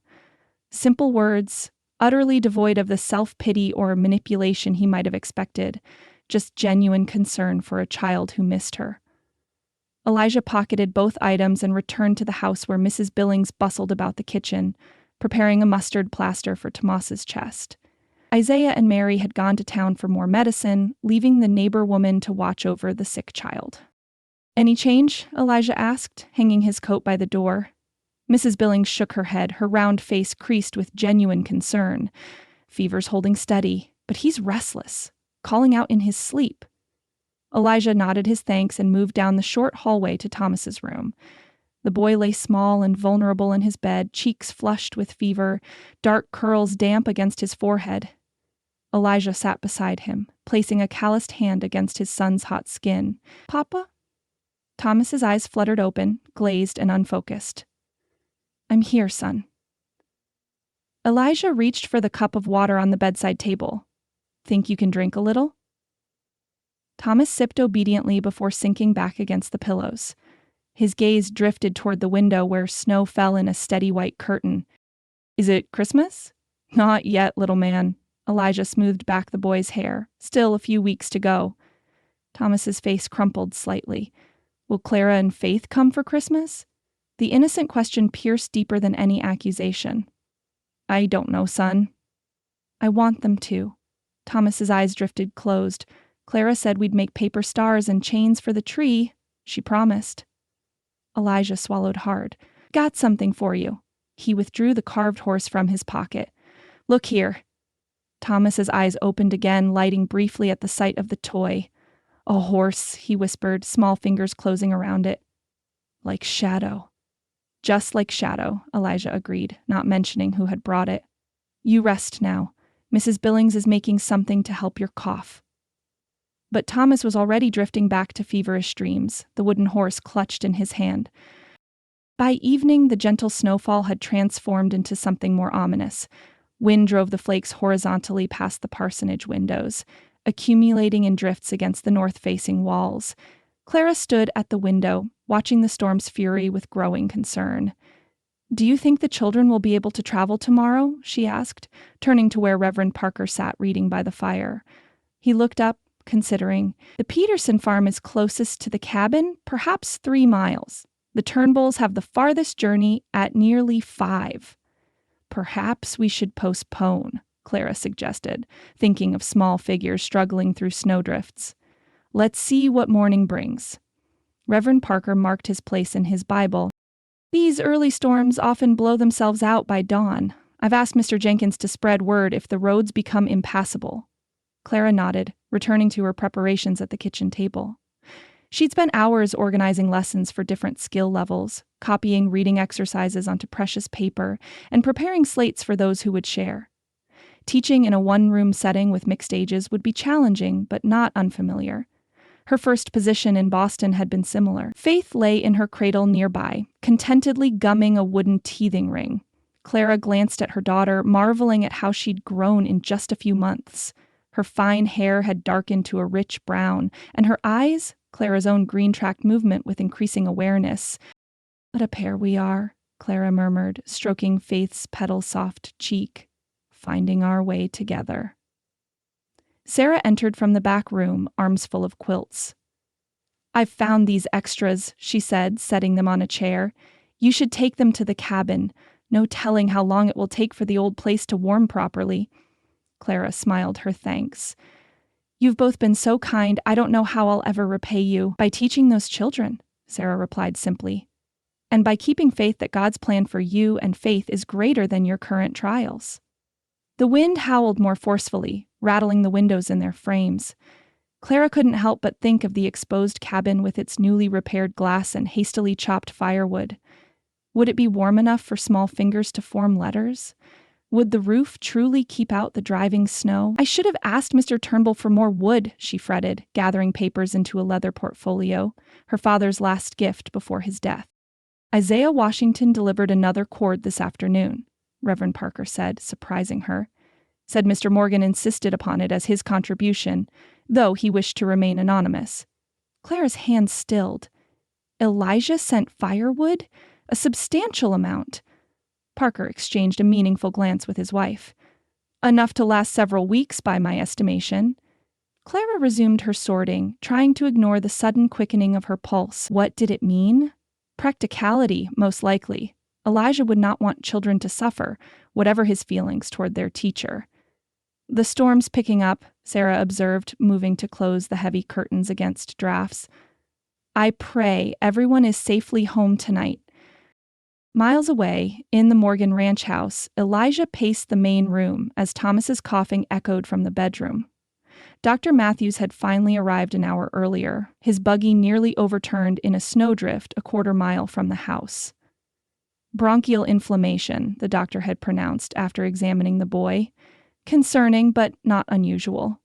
Keep him warm, continue the steam treatments, and give him this syrup for the cough. Now the doctor dozed in a chair by the fire, waiting for the storm to abate before attempting the treacherous journey back to town. Mary Washington had prepared a pallet for him, insisting he remain until morning. Papa? Thomas's weak voice called from the bedroom. Elijah immediately abandoned his pacing and returned to his son's side. I'm here, Thomas. Doctor says you're going to be fine. Thomas's fever-bright eyes searched the shadowy room. Where's Mama Clara? The question, repeated often during the worst of his fever, still caught Elijah unprepared. Rest now, son. Just rest. She promised to read the story about David. Thomas clutched his wooden horse tighter, the boy who wasn't afraid. I can read it, Elijah offered, reaching for the Bible that Clara had often read from during evening lessons. Thomas shook his head weakly. Not the same, his small face crumpled. Want Mama Clara? Elijah stroked his son's damp curls, helpless against the tears that slipped down the boy's flushed cheeks. Thomas rarely cried, even when he took a tumble from the corral fence or stepped on a thorn while barefoot. To see him weeping now, too weak to do more than hiccup small sobs, twisted something deep in Elijah's chest. Faith, too, Thomas whispered, his eyes drifting closed as exhaustion claimed him, missed them. Long after Thomas had fallen back into restless sleep, Elijah remained beside him, listening to the storm's fury battering the sturdy house. The wooden horse remained clutched in his son's hand, a reminder of the woman who'd braved worsening weather to deliver a moment's comfort to a sick child. Somewhere out there, Clara Bennett was preparing to teach children who needed her, despite everything she'd endured. The thought of her in that exposed cabin as the storm intensified sent a chill through him that had nothing to do with the drafts seeping beneath the doors. Elijah rose and moved to the window, staring into the white darkness as if he could somehow see across the miles to where Clara and Faith might be at this moment. Safe, he hoped. Warm enough.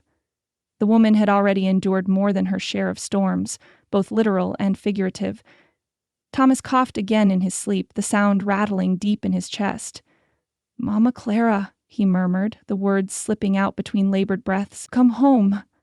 Elijah pressed his forehead against the cold glass, his son's plea echoing in his mind as the blizzard raged unchecked across the valley. Chapter 14. The Blizzard. Morning Decision. Clara stood at the cabin window, Faith balanced on her hip as she assessed the morning sky. The snow had stopped, leaving a pristine white blanket across the landscape. Trees stood etched in crystalline brilliance against a steel-gray sky that hung low, but no longer threatened immediate precipitation. The world held its breath in perfect, deceptive stillness. What do you think? Sarah asked, adjusting her shawl as she joined Clara at the window. She had insisted on accompanying Clara and Faith to help establish the makeshift schoolroom for its first day.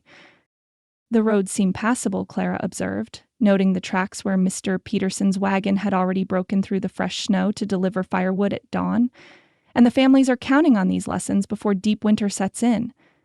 Sarah frowned at the northern horizon where darker clouds loomed behind the nearby ridge. Robert said the barometer's still falling. If the weather turns, we'll send everyone home early, Clara decided, moving to check Faith's warm wrappings one final time. The baby gurgled contentedly, unaware of her mother's deliberations. They arrived at the Hanson cabin an hour later, Mr. Peterson's sturdy wagon leaving deep tracks in the 6 inches of fresh snow. The interior was cold but sound, the new glass in the western window catching the weak morning light. I'll get the fire going, Mr. Peterson offered, heading for the impressive stack of wood Elijah had provided. Mary packed extra biscuits and preserves for you and the little one. Clara thanked him, immediately setting to work arranging the crude benches the men had fashioned. She placed her precious books on the small table she would use as a desk, positioning Faith's basket nearby on a sturdy crate where she could keep watch over her daughter. I should return to town before midday, Sarah said, hanging a kettle of water on the iron hook beside the now crackling fire. I don't like the look of those clouds. Clara nodded, though her attention had already shifted to the sound of approaching horses and voices outside. The Turnbull twins burst through the door in a flurry of excitement, their cheeks red from cold and anticipation. We brought our new primers, Abigail announced, proudly displaying the books their father had ordered from Denver. Michael Holden arrived moments later with his younger sister Betsy, followed by 8-year-old Peter Jenkins, the storekeeper's grandson who lived with his widowed mother on a small homestead west of town. The parents helped stock more wood beside the hearth, checked the window seals for drafts, and promised to return before the early winter sunset. Clara noted their sidelong glances toward the darkening northern sky, but kept her own concerns hidden behind a teacher's confident smile. We'll begin with recitations, she announced once the last parent had departed and Sarah had kissed Faith goodbye. Michael, would you lead us in the pledge? The morning progressed smoothly. the cabin warming to a comfortable temperature as Clara moved between age groups, setting the older children to composition exercises while she helped young Betsy Holden sound out simple words. Faith slept contentedly, occasionally waking to observe the unfamiliar surroundings with wide green eyes before drifting off again. Shortly before noon, as Clara demonstrated multiplication on the small blackboard Mr. Jenkins had donated, the cabin door burst open with a gust of cold air. Every head turned as a small figure stumbled across the threshold, cheeks flushed with exertion and fever, bright eyes gleaming with triumph. "Tomas!" Clara gasped, the chalk falling from her fingers. The 4-year-old stood panting in the doorway, his coat improperly buttoned and a woolen cap pulled low over his unruly curls. A faded quilt trailed from his shoulders like a royal cape. "I ran away," he announced proudly, his voice hoarse from his recent illness. "I heard Pa say you were teaching here." Clara crossed the room in 3 swift strides, kneeling to assess the boy. His skin radiated unhealthy heat, his breathing quick and labored from exertion. "Thomas Morgan, what were you thinking?" she scolded gently, properly fastening his coat and feeling his forehead.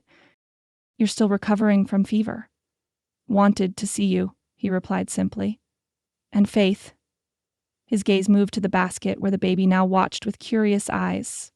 "Pa wouldn't bring me." Clara glanced past him, dreading to see Elijah appear in pursuit of his wayward son.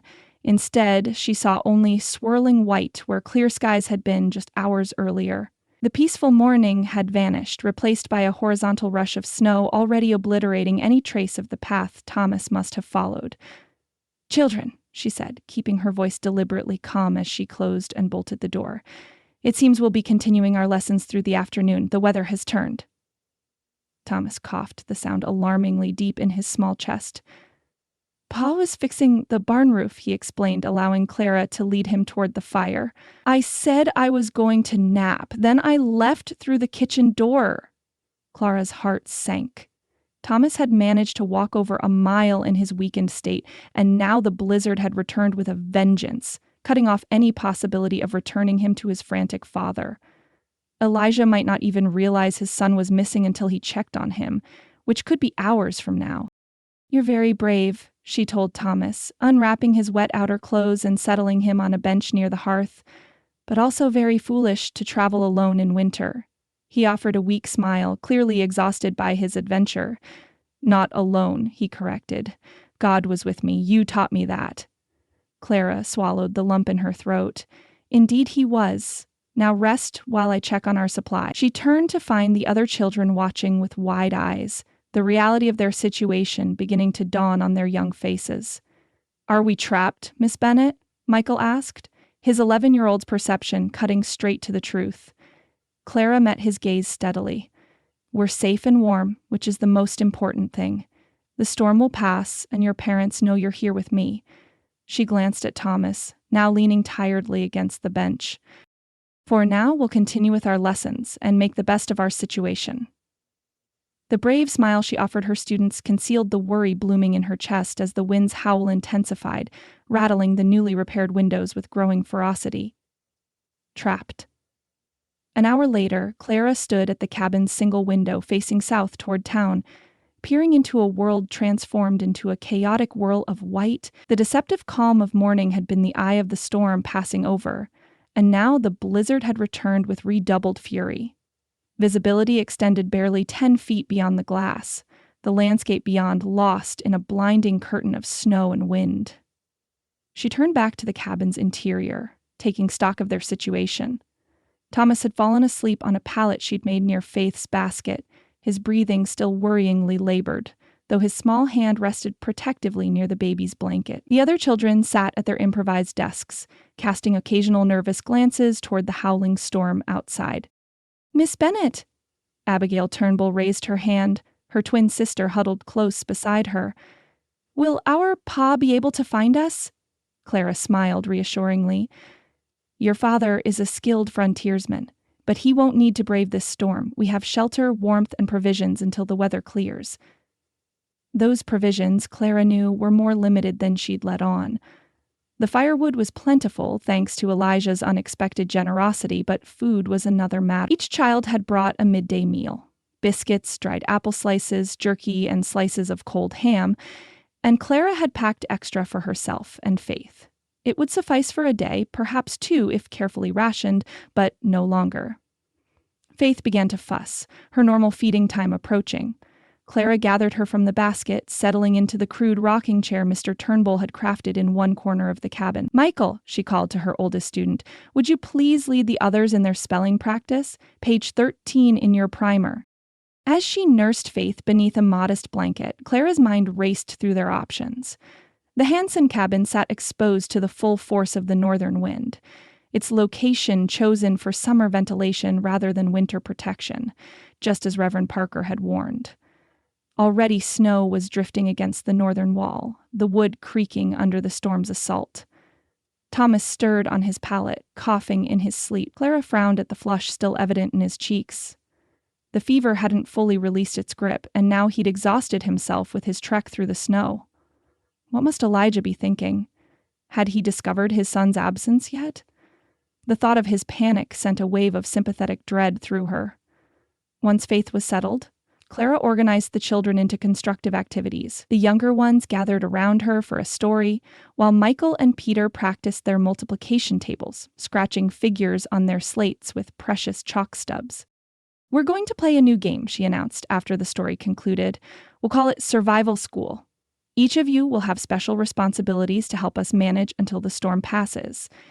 The children straightened with interest, their fear transforming into purpose as Clara assigned roles. Michael would monitor the firewood, adding logs judiciously to maintain steady warmth. The Turnbull twins would organize their collective food supplies and help prepare simple meals. Betsy would assist with Faith, her natural affinity for babies already evident in her gentle touches. Peter, with his practical mind, would help Clara seal the windows with strips of cloth against the increasing drafts. "What about Thomas?" Betsy asked, glancing at the sleeping boy. "Thomas's job is to rest and recover," Clara explained. "When he wakes, he can help by telling stories to keep our spirits up." As the afternoon wore on, transforming quickly into the early darkness of a winter storm, Clara maintained a cheerful facade while privately calculating how long they might be stranded. The children's parents would be frantic, unable to reach the cabin through the blinding snow. Reverend Parker would have realized by now that she and Sarah had been separated by the storm. And Elijah Clare could scarcely imagine his reaction upon discovering Thomas missing.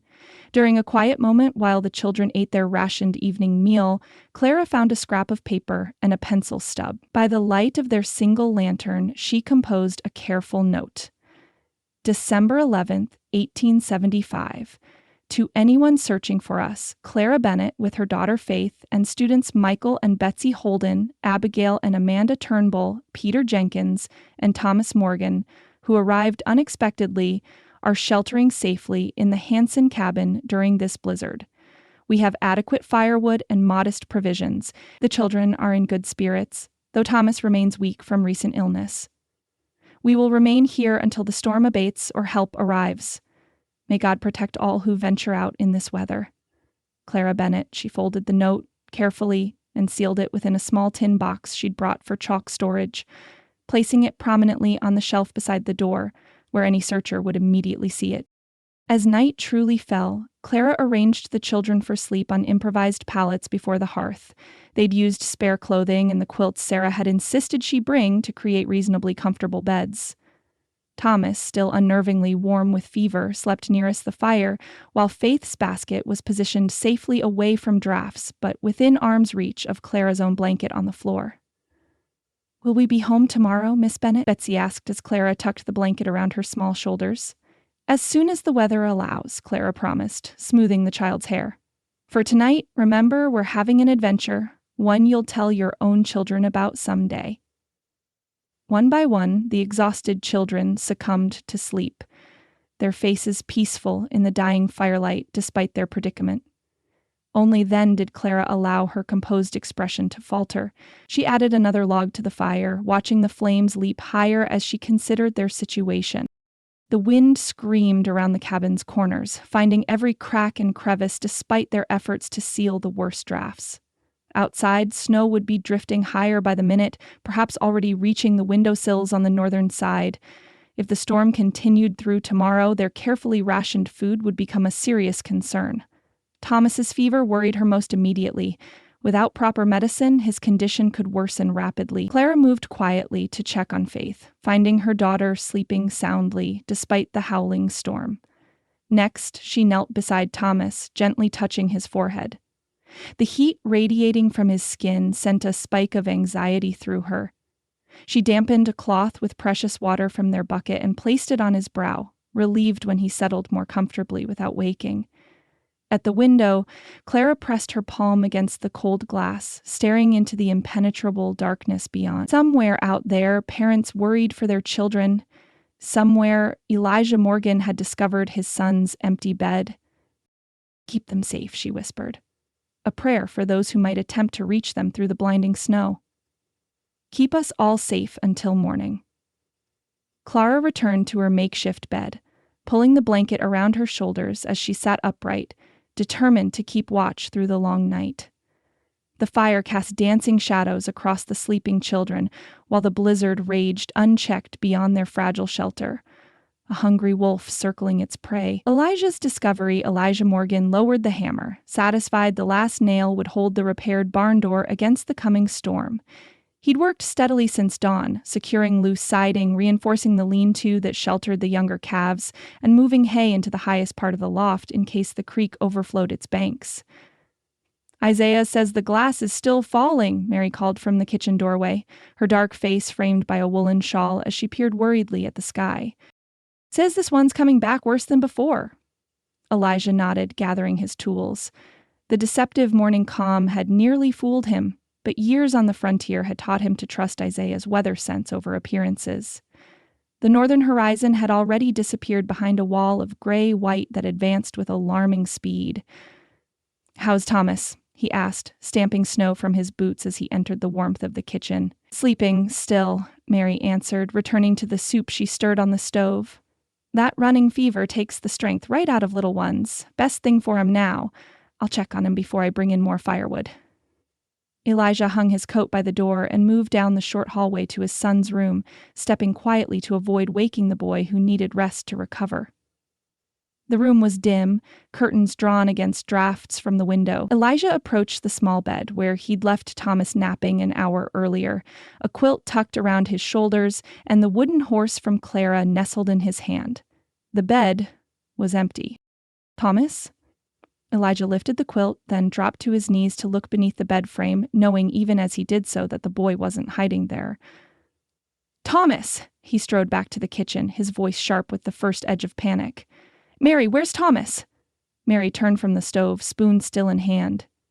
"In his bed, where you put him after his medicine. He's not there." Elijah moved swiftly from room to room, calling his son's name, searching spaces a 4-year-old might squeeze into during a game of hide-and-seek. The house yielded no sign of the boy. "His coat!" Mary gasped, pointing to the peg by the door where Thomas's heavy wool coat usually hung. "It's gone, and his cap, too." Elijah yanked open the door, scanning the yard where the first edge of the returning storm was already beginning to obscure visibility. "Thomas Morgan, you answer me right now." Only the rising moan of the wind responded. Elijah turned back inside, his mind racing. "When did you last see him?" "When you gave him his medicine after the doctor left," Mary answered, her normally steady voice shaking. "Maybe 2 hours ago. I've been in here the whole time." Elijah paced the kitchen once, then stopped abruptly. The school. Yesterday he asked when the children would start going to Miss Bennett's new school. He grabbed his coat from its peg. He must have heard me telling Isaiah it was opening today. The kitchen door burst open. Isaiah entering in a swirl of snowflakes, his dark face grave beneath his snow-dusted hat. "Storm's coming in fast, and it's a bad one. We need to—" He stopped, taking in Elijah's expression and Mary's fearful eyes. "What's happened?" "Thomas is gone," Elijah said, already pulling on his gloves. "Took his coat and slipped out while we thought he was napping. He's headed for Clara's school at the old Hanson cabin." Isaiah's expression darkened. "That's more than a mile across open country. In this weather?" "I know!" Elijah cut him off, unable to bear hearing the dangers spelled out. "I'm going after him. You can't, Isaiah protested, gesturing toward the window where snow now flew horizontally past the glass. Visibility's dropping by the minute. You'd be riding blind. He's out there in this, Elijah's voice rose, fear making it harsh. My son, still weak from fever, is out in this storm alone. Mary pressed a bundle into his hands. Bread, jerky, a small flask. You'll need these, she said simply, understanding there would be no stopping him. Elijah nodded his thanks, stuffing the provisions into his coat pocket. Isaiah followed him toward the barn, protesting still. Take Shadow, he advised, naming the sure-footed gelding Elijah had trained himself, and rope, tie it to your saddle so you can find your way back if you get disoriented. He's been talking about Clara's school, Elijah shouted over the wind as he saddled the horse with hands made clumsy by urgency. He must have gone there. Isaiah helped secure the saddle, his disapproval clear, but his loyalty stronger. That cabin sits exposed on that northern rise. If you do reach it, you may not be able to leave again until this passes. Elijah swung into the saddle, gathering the reins. I'm not leaving my son out there to die. God go with you, Isaiah said, stepping back as Elijah urged the horse forward into the swirling white. The trail to the Hansen cabin normally took 30 minutes on horseback. An easy, gentle ride along the creek before cutting across the Peterson property where the cabin sat on its slight rise. In good weather, Elijah could have navigated it blindfolded. Nothing was familiar now. The world had narrowed to a suffocating curtain of white that stung Elijah's exposed cheeks and limited visibility to mere feet beyond Shadow's tossing head. The horse fought against the wind, sides heaving with effort as they pushed forward through snowdrifts that already reached the animal's knees in places. Come on, boy, Elijah encouraged, leaning forward in the saddle to reduce resistance against the gale-force wind. Find the trail. 10 minutes into the journey, Elijah knew he'd made a grave mistake. The path had disappeared entirely beneath virgin snow, landmarks obliterated by the white void that surrounded them. Only the position of the wind against his right cheek suggested they still moved in approximately the right direction. Thomas, he shouted, his voice swallowed instantly by the storm's roar. Thomas! Shadow stumbled in a hidden depression, nearly unseating Elijah. The horse recovered, but his labored breathing warned that the animal was reaching the limit of its endurance. When they reached a particularly deep drift, the gelding balked, refusing to push forward. All right, Elijah conceded, dismounting into snow that reached mid-thigh. We'll go on foot. He gripped Shadow's reins, leading the exhausted horse through the deepening snow. Each step became a battle, the cold working through his leather boots and heavy wool socks until his feet grew numb. The wind drove icy particles beneath his collar and into every gap in his clothing until he could no longer feel his hands properly, even within their leather gloves. How long had he been searching? 10 minutes? An hour? Time lost meaning in the white void. Only the thought of Thomas, small, fever-weakened Thomas facing this same merciless storm kept Elijah moving forward. Thomas, he called again, the word emerging as a visible puff of vapor instantly torn away by the wind. Thomas, answer me! His thoughts turned to desperate prayer, something he'd done too rarely since Emily's death. Lord, protect my son. Guide me to him before it's too late. The image of Thomas huddled somewhere in this endless white expanse, frightened and alone, clawed at Elijah's heart. But another image followed. Clara and Faith, perhaps equally trapped and vulnerable in that exposed cabin. Had the storm caught them unaware? Were they adequately provisioned? Keep them all safe, Lord. Thomas, Clara, Faith, the children, all of them. Shadow whinnied in distress, pulling against the reins as a particularly violent gust nearly knocked both man and beast off their feet. Elijah tightened his grip, forcing his numb fingers to maintain their hold on the leather straps. Just a little farther, he urged, though in truth he had no way of knowing if they were anywhere near the cabin or hopelessly lost in the trackless white. The cold had worked its way deeper now, past his extremities and into his core. A dangerous lethargy began to seep through his limbs, bringing with it the treacherous thought that perhaps he could rest, just for a moment. Just long enough to regain his strength. Elijah recognized the deadly temptation of hypothermia. He forced himself forward another step, then another, fighting the overwhelming urge to sink into the snow. I'm sorry, Thomas. I'm trying. His vision blurred, consciousness wavering. The white seemed to press in from all sides, suffocating in its completeness. Elijah stumbled, fell to one knee, and struggled back upright. Shadow pulled at the reins, sensing his master's weakening. "Not yet," Elijah muttered through stiff lips. "Not giving up yet." When it came, the sight seemed at first like a hallucination. A faint golden flicker through the curtain of white. Elijah blinked, certain his desperate mind had conjured the vision, but it remained, steadier now as the wind momentarily slackened. A yellow glow that could only be lamplight through a window. New strength surged through Elijah's frozen limbs. He tugged Shadow forward, focusing on that distant beacon as it grew marginally clearer with each labored step. The cabin. It had to be the Hanson cabin, the light visible now through its southern window. "Thomas," he gasped, the name a prayer more than a call as he forced his leaden legs to carry him the final distance. "Hold on, son. I'm coming." Chapter 15. Survival. Answered prayers. Clara added the last log to the fire, watching with dismay as the flames licked tentatively at the frozen wood. Outside, the blizzard's fury had increased, the wind's howl rising to a banshee wail that found every crack in the cabin's aging walls.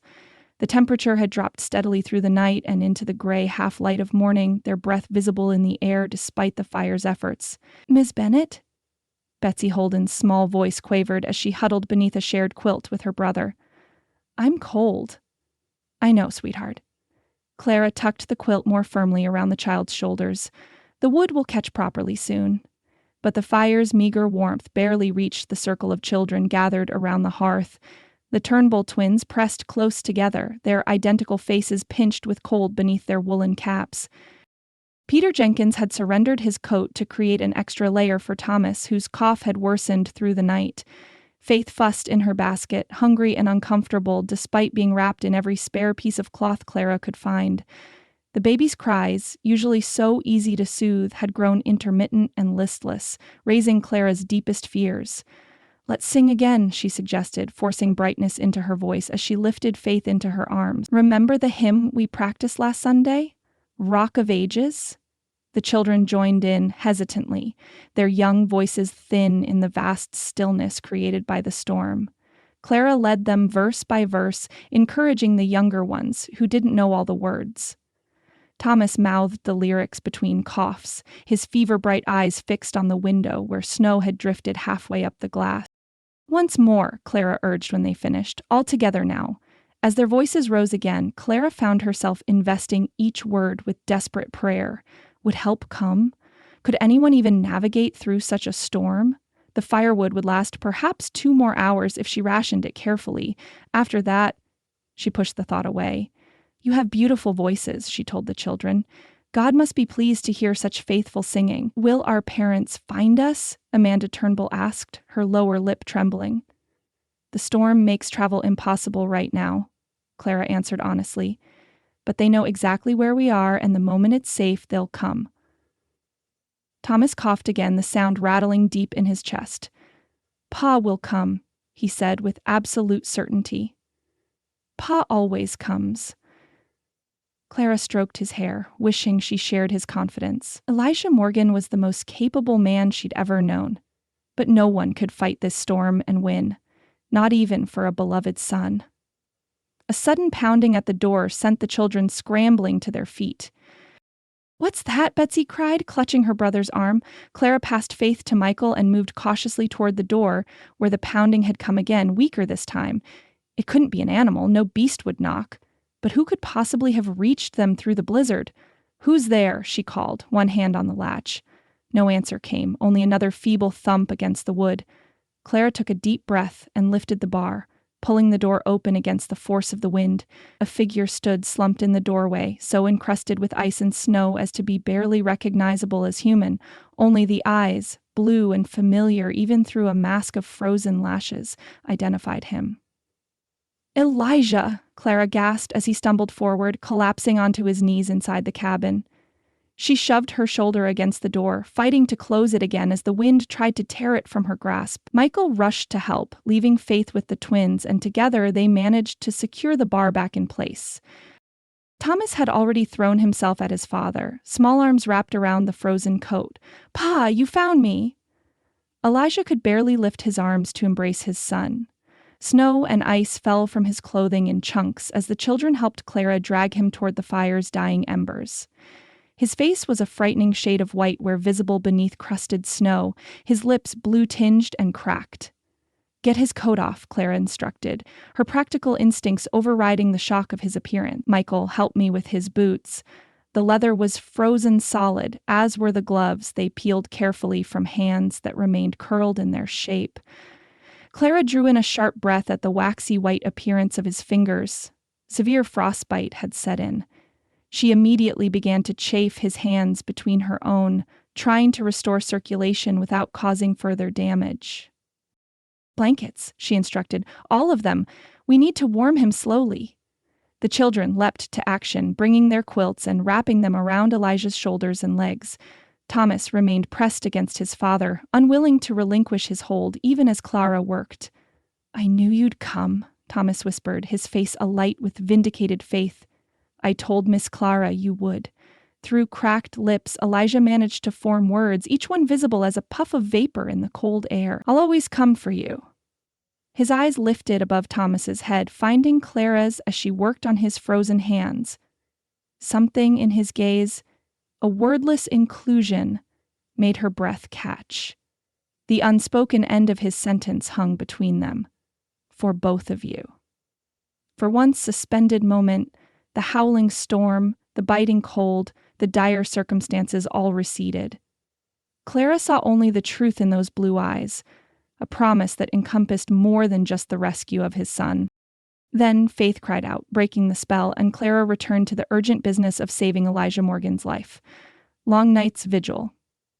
The day passed in a haze of desperate measures. Elijah drifted in and out of consciousness as his body slowly warmed, sometimes lucid enough to answer Clara's questions, other times lost in memories or fevered dreams where he called for Thomas, for his late wife Emily, and once, distinctly, for Clara herself. The firewood dwindled to the last few sticks. Clara watched it burn with mounting dread, knowing that without heat they would not survive the night. The blizzard showed no signs of abating, its fury undiminished since morning. "Are we going to freeze?" Peter asked bluntly, observing her expression. Clara straightened her shoulders, unwilling to surrender to despair in front of the children. "No," she said firmly, "we're going to be resourceful." Her gaze settled on the cabin's sole furniture, a crude wooden chair and the small table she'd been using as a desk. Both were weathered pine, dried by years in the cabin's varying temperatures. They would burn. "Michael, Peter, help me with this," she instructed, moving toward the chair. "We're going to dismantle it carefully." Understanding dawned in Michael's eyes. "For the fire?" Clara nodded. "One piece at a time. The legs first. They're smallest and will catch easily." Together they broke down the chair, using Elijah's hunting knife to pry apart the joints wherever possible, rather than breaking the wood, which would burn too quickly. Soon a small pile of chair pieces sat ready beside the hearth, enough to feed the fire for several more hours. Elijah stirred as they added the first piece to the flames. "What's happening?" "We're improvising," Clara explained, kneeling beside him to check his temperature with a gentle hand to his forehead. The dangerous chill had left his skin, replaced by a more concerning heat.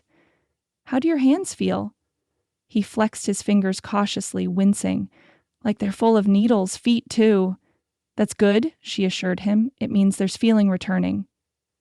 The painful process of thawing frostbitten extremities had begun hours earlier. Clara had refused to follow the old frontier wisdom of rubbing snow on frozen flesh, instead insisting on gradual warming near the fire and gentle massage to restore circulation.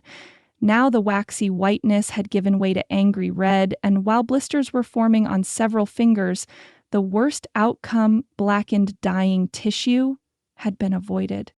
"Thomas?" Elijah asked, trying to sit up. "Sleeping." Clara nodded toward where his son lay curled beside Faith's basket, one small hand still extended to touch the baby's blanket even in sleep. His fever seemed slightly better. Elijah sank back, clearly exhausted by even this small exchange. Clara tucked the blankets more securely around him before returning to the children, who had organized themselves into a system for tending the fire and watching the younger ones. As darkness fell again, Clara distributed the last of their food: small portions of jerky, cold biscuits, and tiny slices of dried apple. Faith accepted her nursing with less enthusiasm than usual, concerning Clara deeply. The baby's normal, robust energy had diminished in the prolonged cold, though Clara kept her close at all times, sharing body heat. "More story before sleep," she announced after their meager supper. "This one about brave explorers who survived many adventures before returning safely home." The children huddled closer as Clara spun a tale of courage and perseverance, embellishing freely to distract them from hunger and cold. One by one, the younger ones drifted to sleep until only Michael remained awake, solemnly feeding the fire with measured pieces of the dismantled chair. "You should rest too," Clara told him. "I'll watch the fire." The boy shook his head. "Pa says I'm the man when he's not there." He looked at his sleeping sister. "I'll help keep watch." Clara squeezed his shoulder, recognizing the same quiet determination she'd seen in his father at community barn raisings and church events. "You're a good brother, Michael. Your parents will be very proud." When the children were all finally asleep, Clara began the careful dismantling of the small table, working silently with cold, stiffened fingers to pull apart the drawers and supports. The tabletop she left for last. It would burn longest and might be needed in the deepest hours of the night. Elijah watched her through half-closed eyes, more aware than she realized, he observed, as she moved between tasks, adding wood to the fire, checking each child's covering, soothing Faith when she whimpered, all with the same quiet efficiency that had first impressed him months ago in his own kitchen.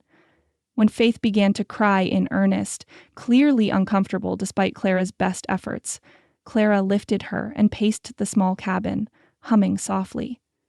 The other children stirred at the sound. "Is the baby scared?" Betsy asked drowsily. "Just uncomfortable," Clara answered. "Would you like to help me tell her a story? That might soothe her." Soon Clara had organized an impromptu storytelling circle, with each child contributing elements to a fantastical tale about a baby princess protected by loyal forest animals during a great winter storm. Faith's cries subsided as she seemed to listen to the children's voices, her green eyes tracking the animated faces surrounding her. "You're a true mother," Elijah said suddenly, his voice rough from the cold but his gaze clear and steady. "Not by birth, but by heart." The children turned, surprised by his contribution. Clara felt heat rise in her cheeks as she met his eyes. "That's all I've ever wanted to be for her," she replied softly, then added with a courage born of their desperate circumstances, "and for Thomas." Something shifted in Elijah's expression, a softening, a recognition. In the small circle of firelight, surrounded by danger on all sides, a fragile trust began to rebuild between them. "Pa, are you better now?"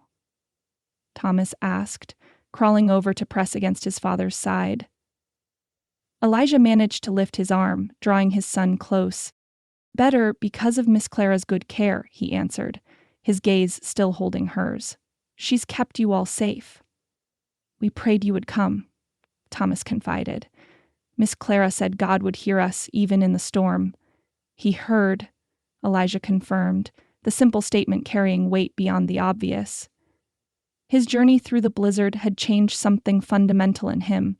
Clara could see it in his face, in the way he looked at her now, without the barrier of betrayal and hurt. The children returned to sleep shortly after, worn out by the day's anxieties.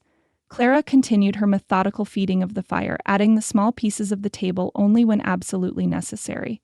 When she had settled Faith for the night, she found Elijah watching her still. "You should rest," he said. "I'm awake now." Clara shook her head. "You need to heal. The frostbite." "Clara!" The sound of her given name on his lips stopped her protest. "You've been caring for everyone without pause. Rest, even if just for an hour." She hesitated, then nodded, settling beside Faith's basket with one hand resting protectively near the baby. Exhaustion pulled at her immediately, but she fought it for one moment more. "Thank you," she whispered across the narrow space that separated them. "For coming." Elijah's response was nearly lost in the storm's continued howling, but Clara caught it just before sleep claimed her. "I couldn't leave you out here alone, not you." Not again.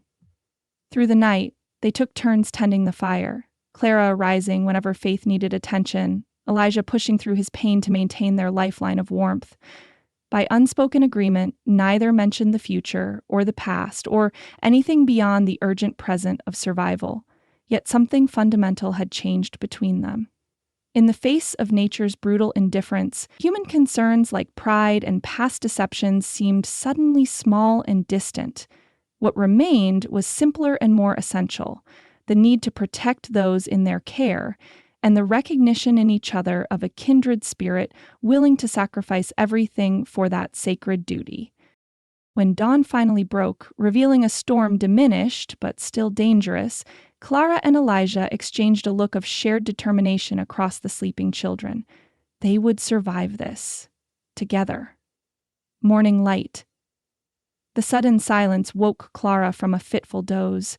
After hours of the wind's constant howling, its absence felt almost unnatural, like a held breath. She lifted her head from where it had come to rest against Faith's basket.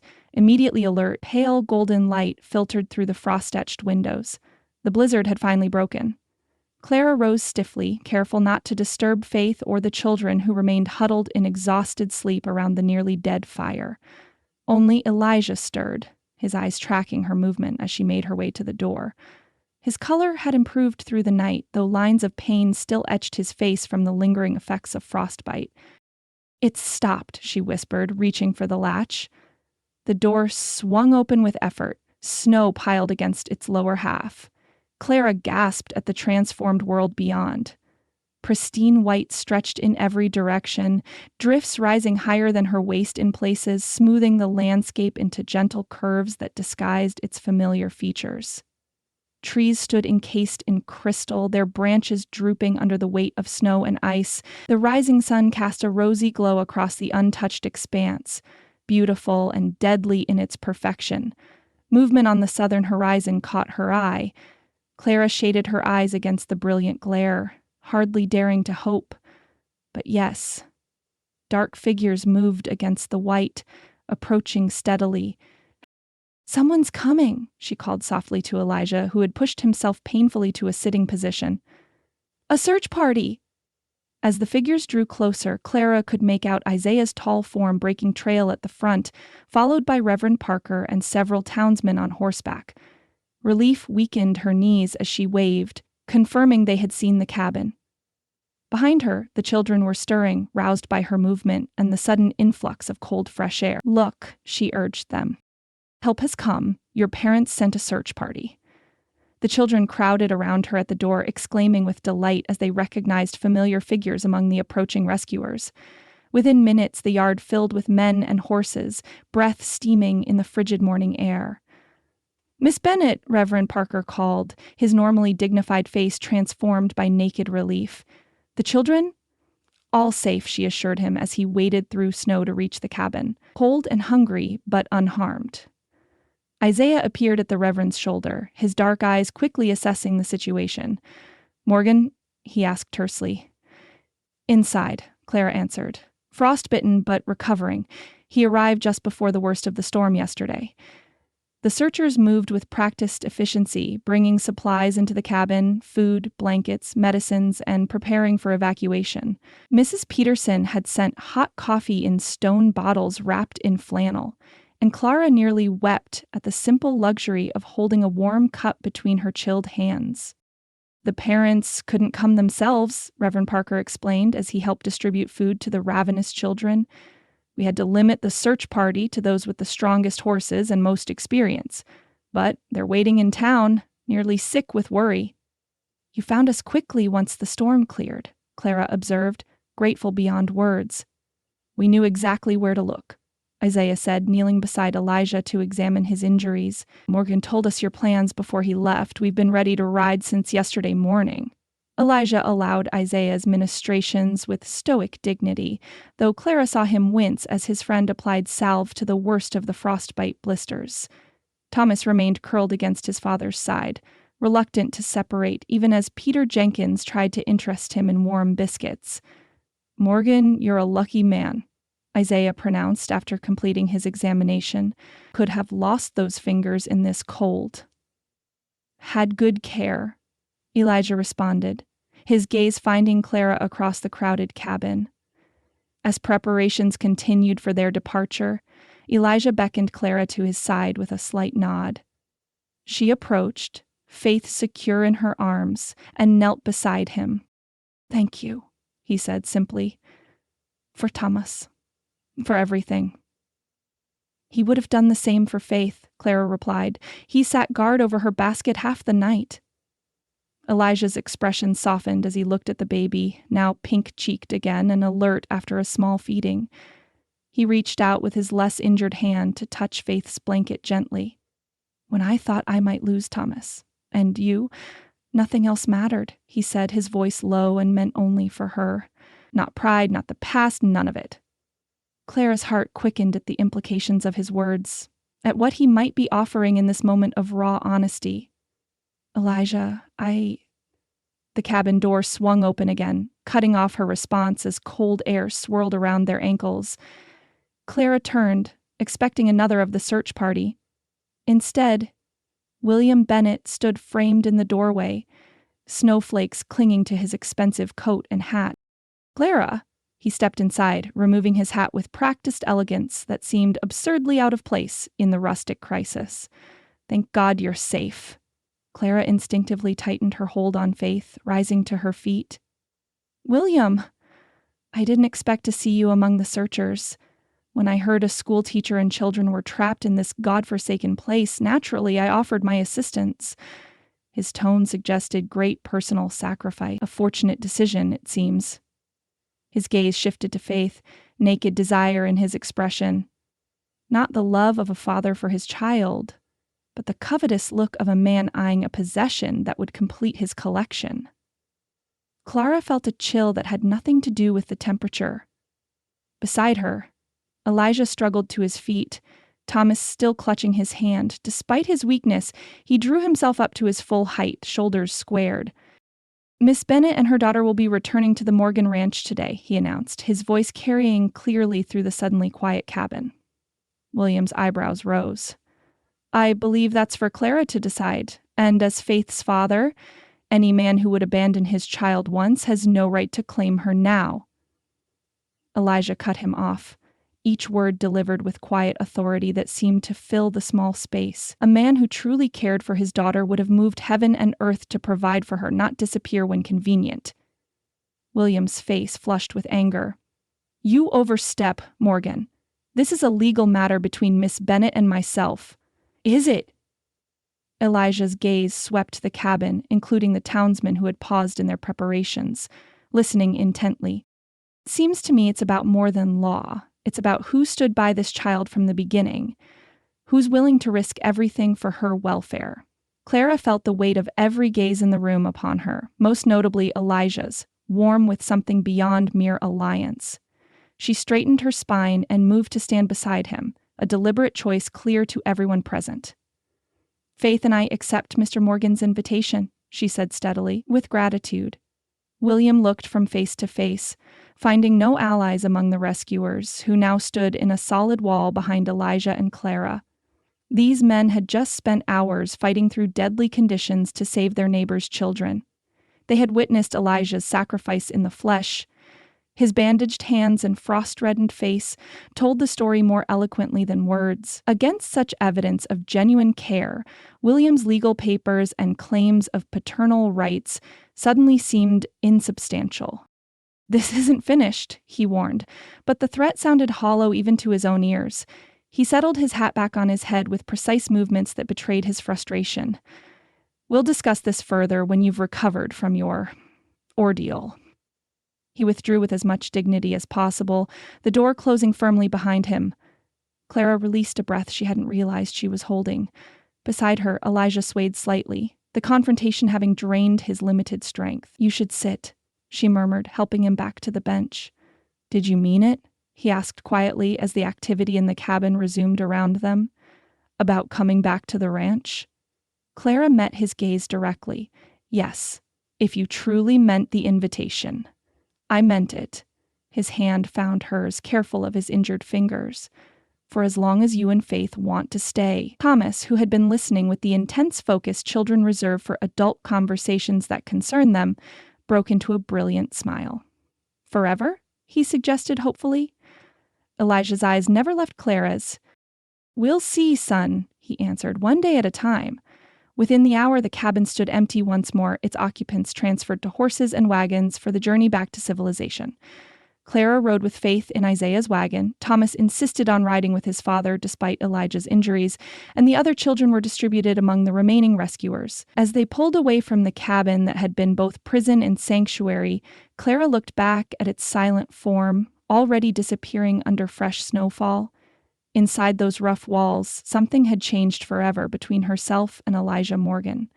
A foundation laid in crisis that might, with care and courage, support something lasting. "Ready?" Isaiah asked, glancing at her as he guided the horses carefully through the deep snow. Clara settled Faith more securely against her chest, watching the wagon ahead where Elijah sat with Thomas pressed to his side. "Yes," she answered, with more certainty than she'd felt in months. "I'm ready." Chapter 16. Healing Hearts. Homecoming. Clara cradled Faith against her chest as the rescue sled cut through the deep snow, leaving twin furrows in the pristine whiteness. Beside her, Elijah sat with Thomas pressed against his side, the boys' animated chatter a stark contrast to the silent landscape surrounding them. "And then Miss Clara broke up the chair for the fire," Thomas explained, gesturing dramatically with mittened hands. "She said we had to be resourceful," Clara corrected gently, catching Elijah's gaze over the boy's dark curls. Something flickered in his eyes. Admiration, perhaps, or a deeper emotion she dared not name. Despite the bandages on his hands and the exhaustion evident in the lines of his face, Elijah carried himself with the quiet dignity that had first impressed her months ago. "Isaiah said you were half frozen when they found you," Thomas continued, oblivious to the current passing between the adults. "Like the time our calf fell in the creek." "Not quite that bad," Elijah assured him, though Clara knew from the doctor's grave assessment at the cabin that he had indeed come dangerously close to death. The Morgan Ranch appeared on the horizon, smoke curling from the chimney into the clear blue sky. Word of their approach must have spread, for several neighboring homesteaders stood watching from their properties as the sled passed. Clara felt their curious gazes, aware of how this return must appear. The school teacher with her illegitimate child, rescued from scandal only to be welcomed into Elijah Morgan's home once more. "Don't mind them," Elijah murmured, reading her thoughts with disconcerting accuracy. "People will always talk. It's what they do when the winters are long." "I don't care what they say about me," Clara replied, "but Faith is coming home," he said simply, the word home carrying a weight that silenced any further concerns. Isaiah had driven ahead to prepare the house, and as they approached, Clara saw his tall figure emerging from the barn. The yard had been partially cleared, a path shoveled from the gate to the front porch, where wood had been stacked neatly against the wall, ready for use. "Everything's ready inside," Isaiah reported as he helped Elijah from the sled. "Fires in every hearth, stew on the stove. Mary's laid out clean linens in the spare room for Miss Bennett and the little one." Clara stood on the porch, momentarily hesitant. Just weeks ago she had fled this place in shame and sorrow. Now she returned, not as an employee, but as... what, exactly? The question hung unspoken as Elijah paused beside her at the threshold. "Welcome back," he said quietly, his expression betraying uncertainty beneath his calm exterior. Thomas had no such reservations. He burst through the door ahead of them, calling over his shoulder, "Come on, Faith, I'll show you your room again." Clara laughed, despite herself. "Faith can't walk yet, Thomas." "Then hurry up," he insisted, his enthusiasm breaking the tension as effectively as spring sunshine melting frost. The house enveloped them in blessed warmth, the familiar sense of wood smoke and pine boughs stirring memories both painful and sweet. Clara helped Elijah remove his coat, noting his stiff movements and the careful way he held his bandaged hands. "You should rest," she suggested, conscious of the exhaustion evident in his face. The doctor said. "I've had enough rest in that sled," he interrupted, though without rancor. I need to check the stock, make sure Isaiah didn't forget. Isaiah hasn't forgotten anything in 30 years, came Mary Washington's voice as she emerged from the kitchen, wiping her hands on her apron. And you, Mr. Morgan, aren't setting foot in that barn until Dr. Matthews has a proper look at those hands. As if summoned by her words, a knock sounded at the door. Dr. Matthews entered, snow still clinging to his boots and medical bag. Heard my patient was being stubborn already, he observed dryly, nodding to Clara. Miss Bennet, good to see you safe, and the little one, too. He examined Elijah in the kitchen, unwrapping the bandages to reveal hands reddened and blistered from frostbite. Clara busied herself with settling Faith, unpacking their few belongings in the small room she'd occupied before, now hastily prepared for their return. Thomas followed, carrying Faith's wooden horse proudly. It goes here, he announced, placing it on the small dresser. So Faith can see it when she wakes up. When Clara returned to the kitchen, Dr. Matthews was finishing his ministrations, rebandaging Elijah's hands with fresh gauze. Keep them clean and dry, he instructed. Change the dressings daily. You're lucky. Should heal without lasting damage if infection doesn't set in. Clara prepared to retreat, sensing they might wish to speak privately, but the doctor beckoned her forward. Miss Bennet, you should know that William Bennet left town on the morning stage, he said without preamble. Rather hastily, I might add. She sank into a chair, relief and apprehension warring within her. Did he say where he was going? Denver, I believe. Made some noise about legal action, consulting with territorial judges. The doctor's expression remained neutral, though his eyes were kind. But between you and me, he seemed deterred by the reception he received in town after word spread about the rescue. Reception? Elijah asked, flexing his fingers cautiously. Let's just say Silver Creek has made its judgment on the matter. Dr. Matthews closed his bag with a decisive snap. A man can have all the Boston lawyers he wants, but out here, character speaks louder than credentials. Your actions during the blizzard, both of you, spoke volumes.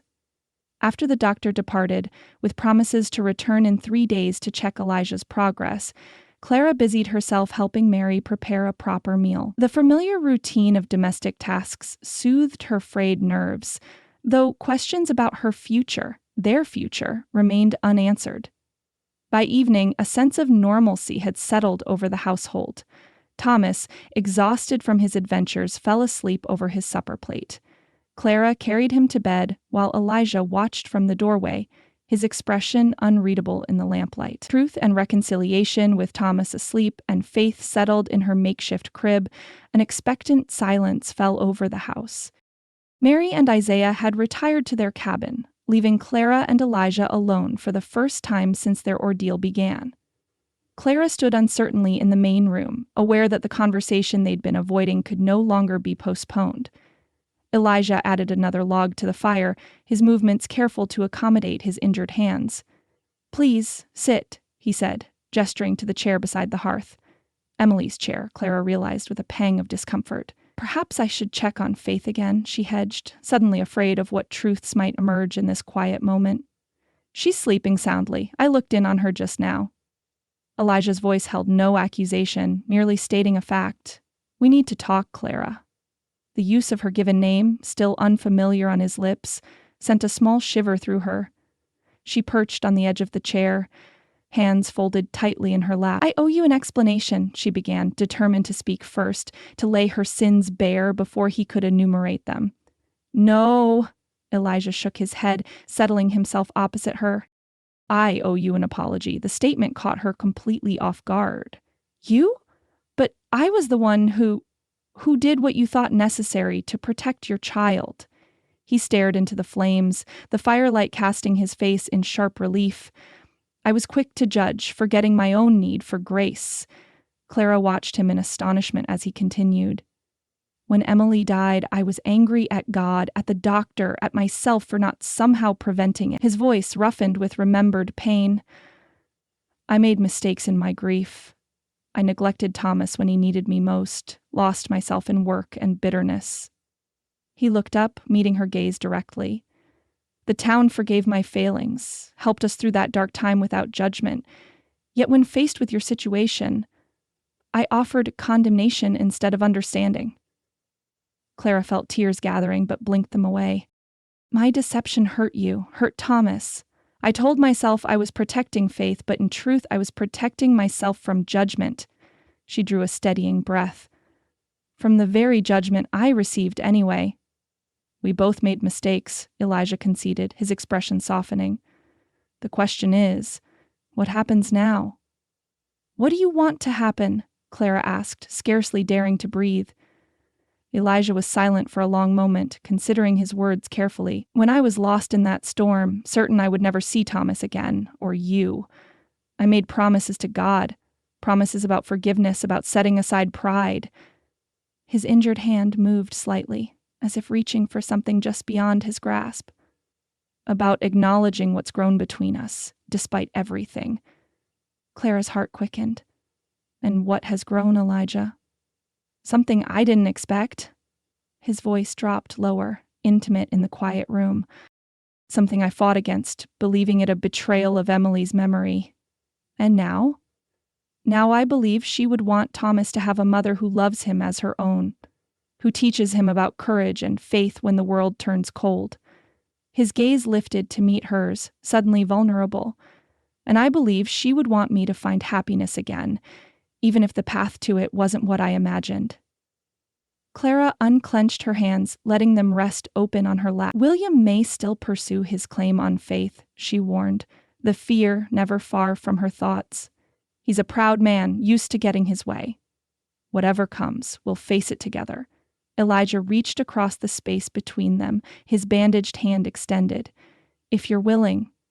Clara placed her palm against his, careful of his injuries, feeling the rough texture of the gauze against her skin. The simple touch, his first deliberate reaching for her, sealed an unspoken promise between them, more binding than any legal document. I'm willing, she whispered. The fire crackled in the hearth, sending sparks up the chimney like tiny stars ascending to the heavens. Outside, the frozen landscape lay silent under moonlight, the recent blizzard's fury replaced by profound peace. Within the sturdy walls of the Morgan home, something fragile and precious took root, nurtured by honesty and watered with forgiveness. Faith sighed in her sleep down the hallway, the small sound carrying clearly in the quiet house. Somewhere back in Boston, William Bennett might be plotting his next move, but in this moment, Clara couldn't bring herself to fear.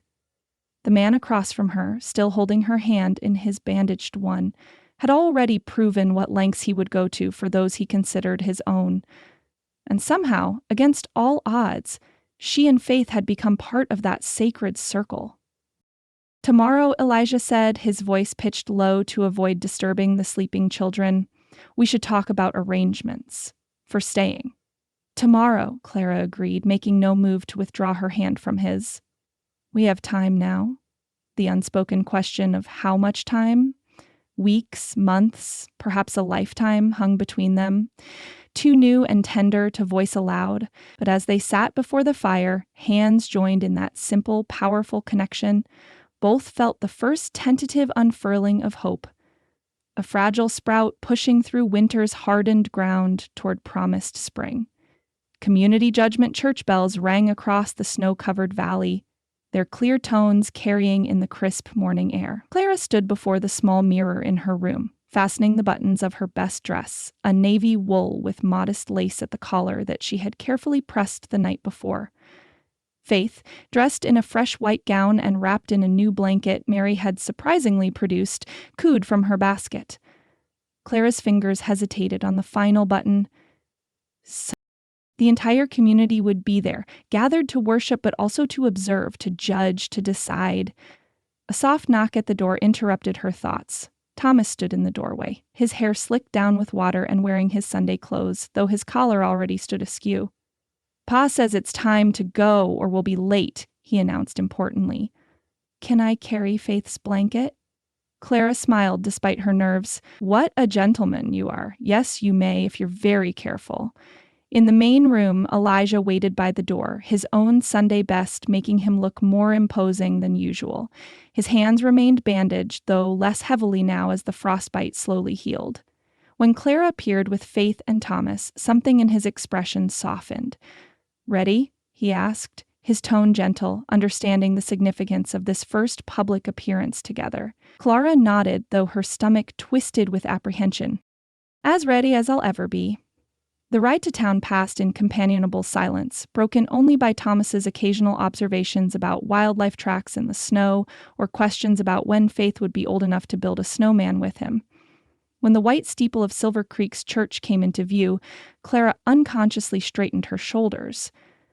"We don't have to do this today," Elijah said quietly, reading her tension. "No one would blame you for waiting another week." "Yes, we do," she replied with quiet determination. "Waiting won't make it easier. And I won't have Faith grow up believing her mother hides from difficult situations." The churchyard was already filled with horses and wagons when they arrived, families streaming toward the building's open doors. Heads turned as Elijah helped Clara down from the wagon, Thomas jumping from the back holding Faith's extra blanket as proudly as if it were a royal banner. Clara took a deep breath and placed one foot before the other, Faith secure in her arms. Thomas slipped his mittened hand into hers, a gesture of unexpected comfort. Elijah walked close behind them, his presence solid and reassuring at her back. The whispers began the moment they stepped through the church doors. Clara kept her gaze forward, though her cheeks burned at the fragments that reached her ears. Living under his roof again. "That Bennett fellow gone back east." "What kind of example?" Mrs. Hargrove's voice carried from near the front pews, deliberately pitched to Carrie. "Well, I never would have expected Elijah Morgan to be taken in so easily." "Emily must be turning in her grave," Clara faltered, her step hitching briefly. Elijah's hand came to rest at the small of her back, the touch proprietary and steadying. "Keep walking," he murmured. "Her opinion matters less than she believes." They found seats in a middle pew, the same spot Clara had occupied with the Parkers before everything had changed. Sarah Parker caught her eye from the front of the church, offering an encouraging smile before turning back to adjust flowers on the altar. Reverend Parker appeared from the vestry moments later, his expression serious as he surveyed his congregation. The usual pre-service murmurs continued until he cleared his throat deliberately. "Before we begin," he said, his voice carrying to the rafters, "I would remind you all that this is God's house, a place where judgment belongs to Him alone." A pointed silence fell over the assembly. Mrs. Hargrove shifted uncomfortably in her seat, while several others suddenly found their hymn books fascinating. "Now," the Reverend continued more genially, "let us worship together. Hymn number 42, Amazing Grace." As the congregation rose, Clara felt faith stir against her chest. Elijah stood beside her, hymnal held awkwardly in his bandaged hands, his deep voice joining the others in the familiar words about grace that saved a wretch, that taught the heart to fear and then relieved those fears. The irony was not lost on her. The sermon that followed seemed almost too pointed to be coincidence. Reverend Parker spoke eloquently on forgiveness and second chances, weaving together the parable of the prodigal son with Christ's admonition to forgive 7. "We live in harsh country," he said, gesturing toward the windows where winter's grip remained evident on the landscape. "Survival depends on community, on helping neighbors through their darkest hours without stopping to calculate whether they deserve our aid." His gaze swept the congregation, lingering briefly on certain faces. "Last week, we witnessed what happens when neighbors set aside differences to save children in danger. No one asked if those children came from respectable homes before risking their lives in the blizzard. No man questioned whether another deserved rescue before extending his hand."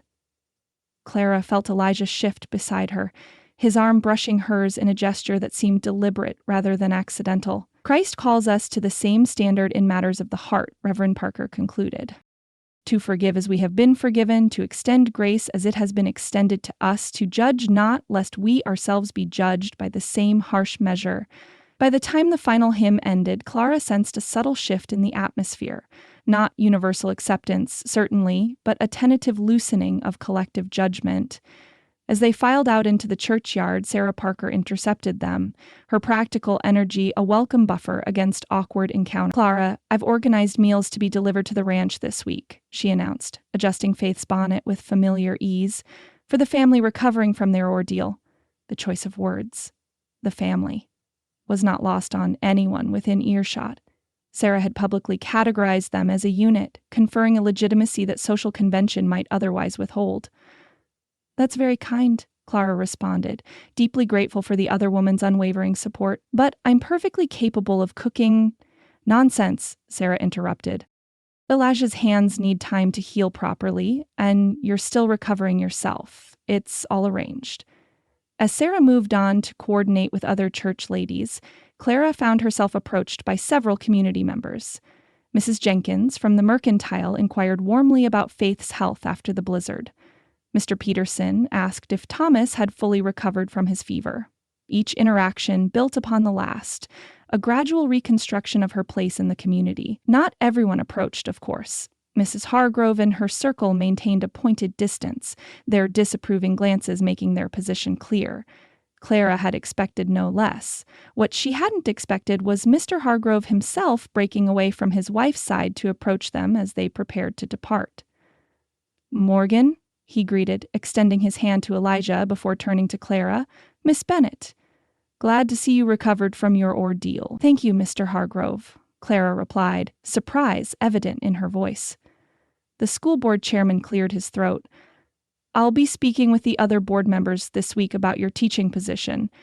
He glanced back at his wife, who watched with obvious displeasure. "Times, being what they are, seems foolish to leave our children without proper education when we have a qualified teacher in our midst." Clara blinked in astonishment. "I would be grateful for the opportunity to resume my duties, sir." He nodded brusquely. "Town school or that cabin arrangement, we'll sort it out. Good day to you both." As he walked away, Clara turned to Elijah with wonder. Did that truly just happen? A small smile played at the corners of his mouth. Hargrove's always been his own man, for all his wife tries to lead him by the nose. He helped Clara into the wagon, handling Faith with surprising gentleness before lifting Thomas up beside them. Besides, he was part of the search party. Heard some things that might have influenced his thinking. The ride home began in companionable silence. The winter sun warmed despite the cold air. Thomas eventually dozed off, his head nodding against Clara's shoulder, worn out from the excitement and early rising. "What things?" Clara asked finally, unable to contain her curiosity. "What did Mr. Hargrove hear during the search?" Elijah's hands flexed carefully on the reins, his gaze remaining on the snowy road ahead. "When we were organizing the search, there was some talk about your situation, questions about what exactly had happened at the cabin." "And you defended me?" "It wasn't a question. I told them the truth," he replied simply, "that in those hours when death seemed a real possibility, I came to understand what truly matters in this life." His profile was strong against the winter landscape, his expression thoughtful. "I told them I'd rather have a woman of true repentance at my side than one who never needed grace." Clara's heart swelled with gratitude, not just for his public defense, but for the profound understanding behind it. In acknowledging her mistakes without condemning her for them, he had offered something far more valuable than mere forgiveness. "Thank you," she said softly, the words inadequate for the depth of her feeling. Elijah turned to her then, his gaze open and direct. "No need to thank me for speaking truth." His bandaged hand moved to cover hers where it rested on the wagon seat. "Besides, it works both ways. I've needed my share of forgiveness, too." Faith stirred against Clara's chest, making small noises of hunger. Thomas continued to sleep peacefully, his cheek pressed against her arm. Ahead, the Morgan Ranch appeared on the horizon, smoke rising from the chimney in a welcoming plume. Clara looked at their joined hands, then up at Elijah's face, finding in his eyes the same tentative hope she felt growing in her own heart. The community's judgment, while important for practical matters, suddenly seemed secondary to this more essential truth blossoming between them. "Home in time for dinner?" Elijah observed as they approached the ranch gate. Mary left a stew simmering before they went to the afternoon service. "Home." The words settled around Clara's shoulders like a warm shawl. Not a permanent arrangement yet, perhaps, but no longer a temporary shelter either. Something in between, a possibility taking root, strengthened by shared ordeal and newfound understanding. As Elijah helped her down from the wagon, his hands lingering a moment longer than necessary, Clara knew with sudden clarity that whatever obstacles still lay ahead, William's legal threats, community gossip, their own lingering fears, they would face them together. Their foundation no longer built on shifting secrets, but on the solid ground of truth. Chapter 17. Building Anew. Christmas Preparations. Clara tucked Faith into her basket near the kitchen stove, where the constant warmth had become the infant's favorite napping spot. The baby's eyelids fluttered before closing completely, one tiny fist curled beside her cheek. Nearly 4 months old now, Faith had grown plumper and more alert, her green eyes tracking movement across a room with increasing focus. "Is she asleep?" Mary asked, her voice hushed as she continued kneading bread dough at the table. "Finally," Clara smiled, brushing flour from her apron. She fought it like she was missing something important. Takes after Thomas that way. Mary shaped the dough into loaves with practiced hands. That boy never wanted to sleep either. Always afraid the world would go on without him. 2 weeks before Christmas, life at the Morgan Ranch had settled into comfortable rhythms that still sometimes surprised Clara with their naturalness.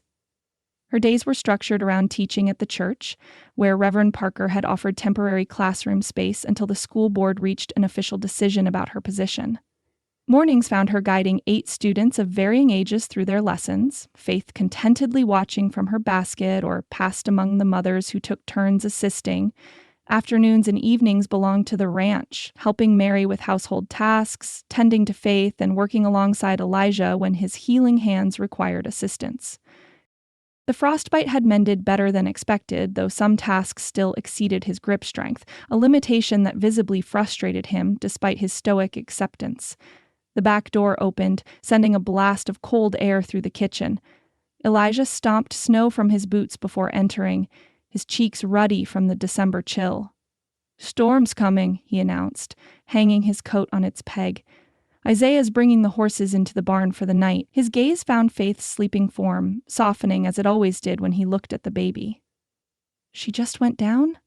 Clara nodded. After protesting mightily, "How are the repairs coming?" "Slower than I'd like." He flexed his hands, the skin still pink and tender in places. "But we'll have the south pasture fence mended before the snow flies." He hesitated, glancing toward Mary before addressing Clara again. "I could use your help with something in the barn after supper if you've time." "Of course," Clara replied, curiosity piqued by his almost formal request. "As long as Faith stays sleeping." "I'll watch the little one," Mary offered, exchanging a look with Elijah that Clara couldn't quite interpret. "Take your time." Supper passed with Thomas's animated recounting of the day's adventures, helping Isaiah mend harnesses, a task that apparently involved far more expertise than Clara had realized, at least according to the 4-year-old's detailed explanation. Elijah listened with patient attention, asking questions at all the right moments, his gaze occasionally meeting Clara's across the table with shared amusement.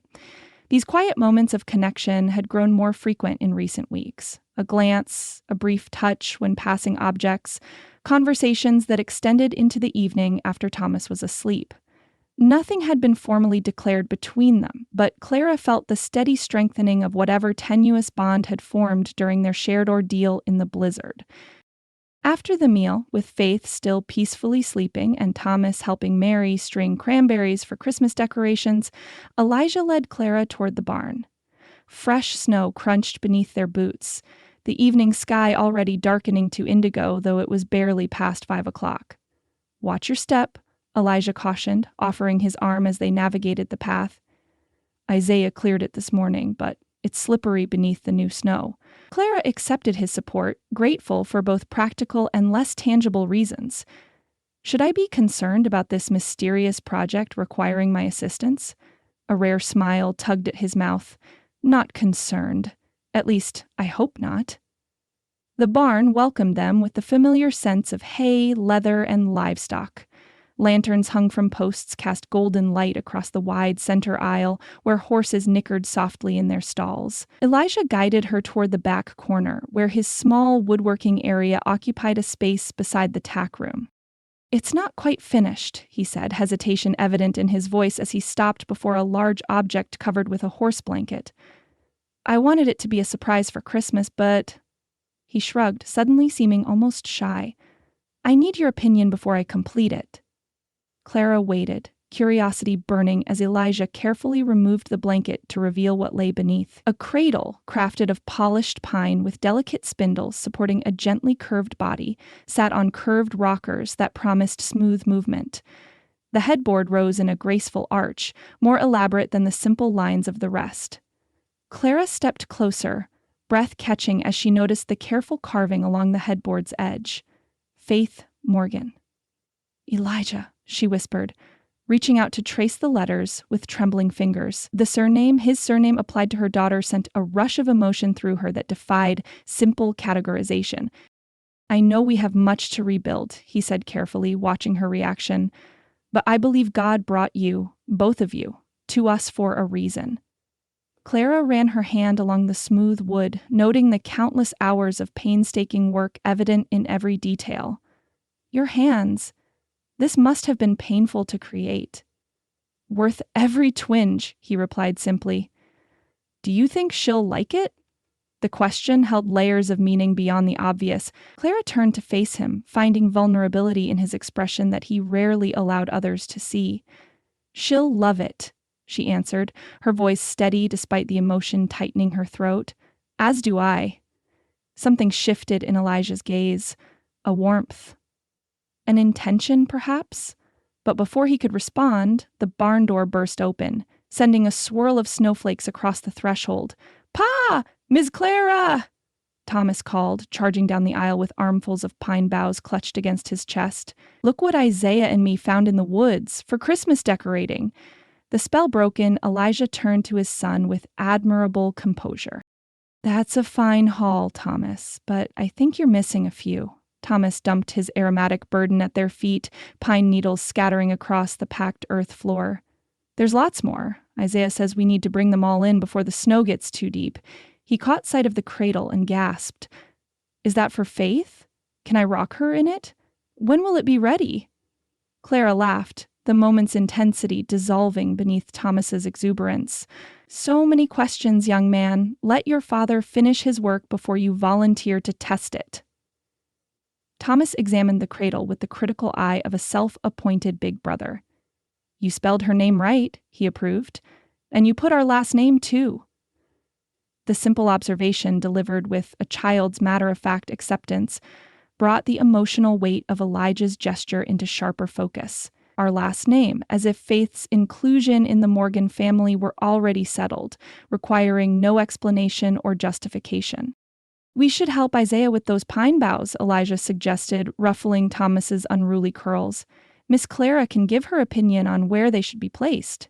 By the fireplace, Thomas exclaimed, and over the door and on the table and...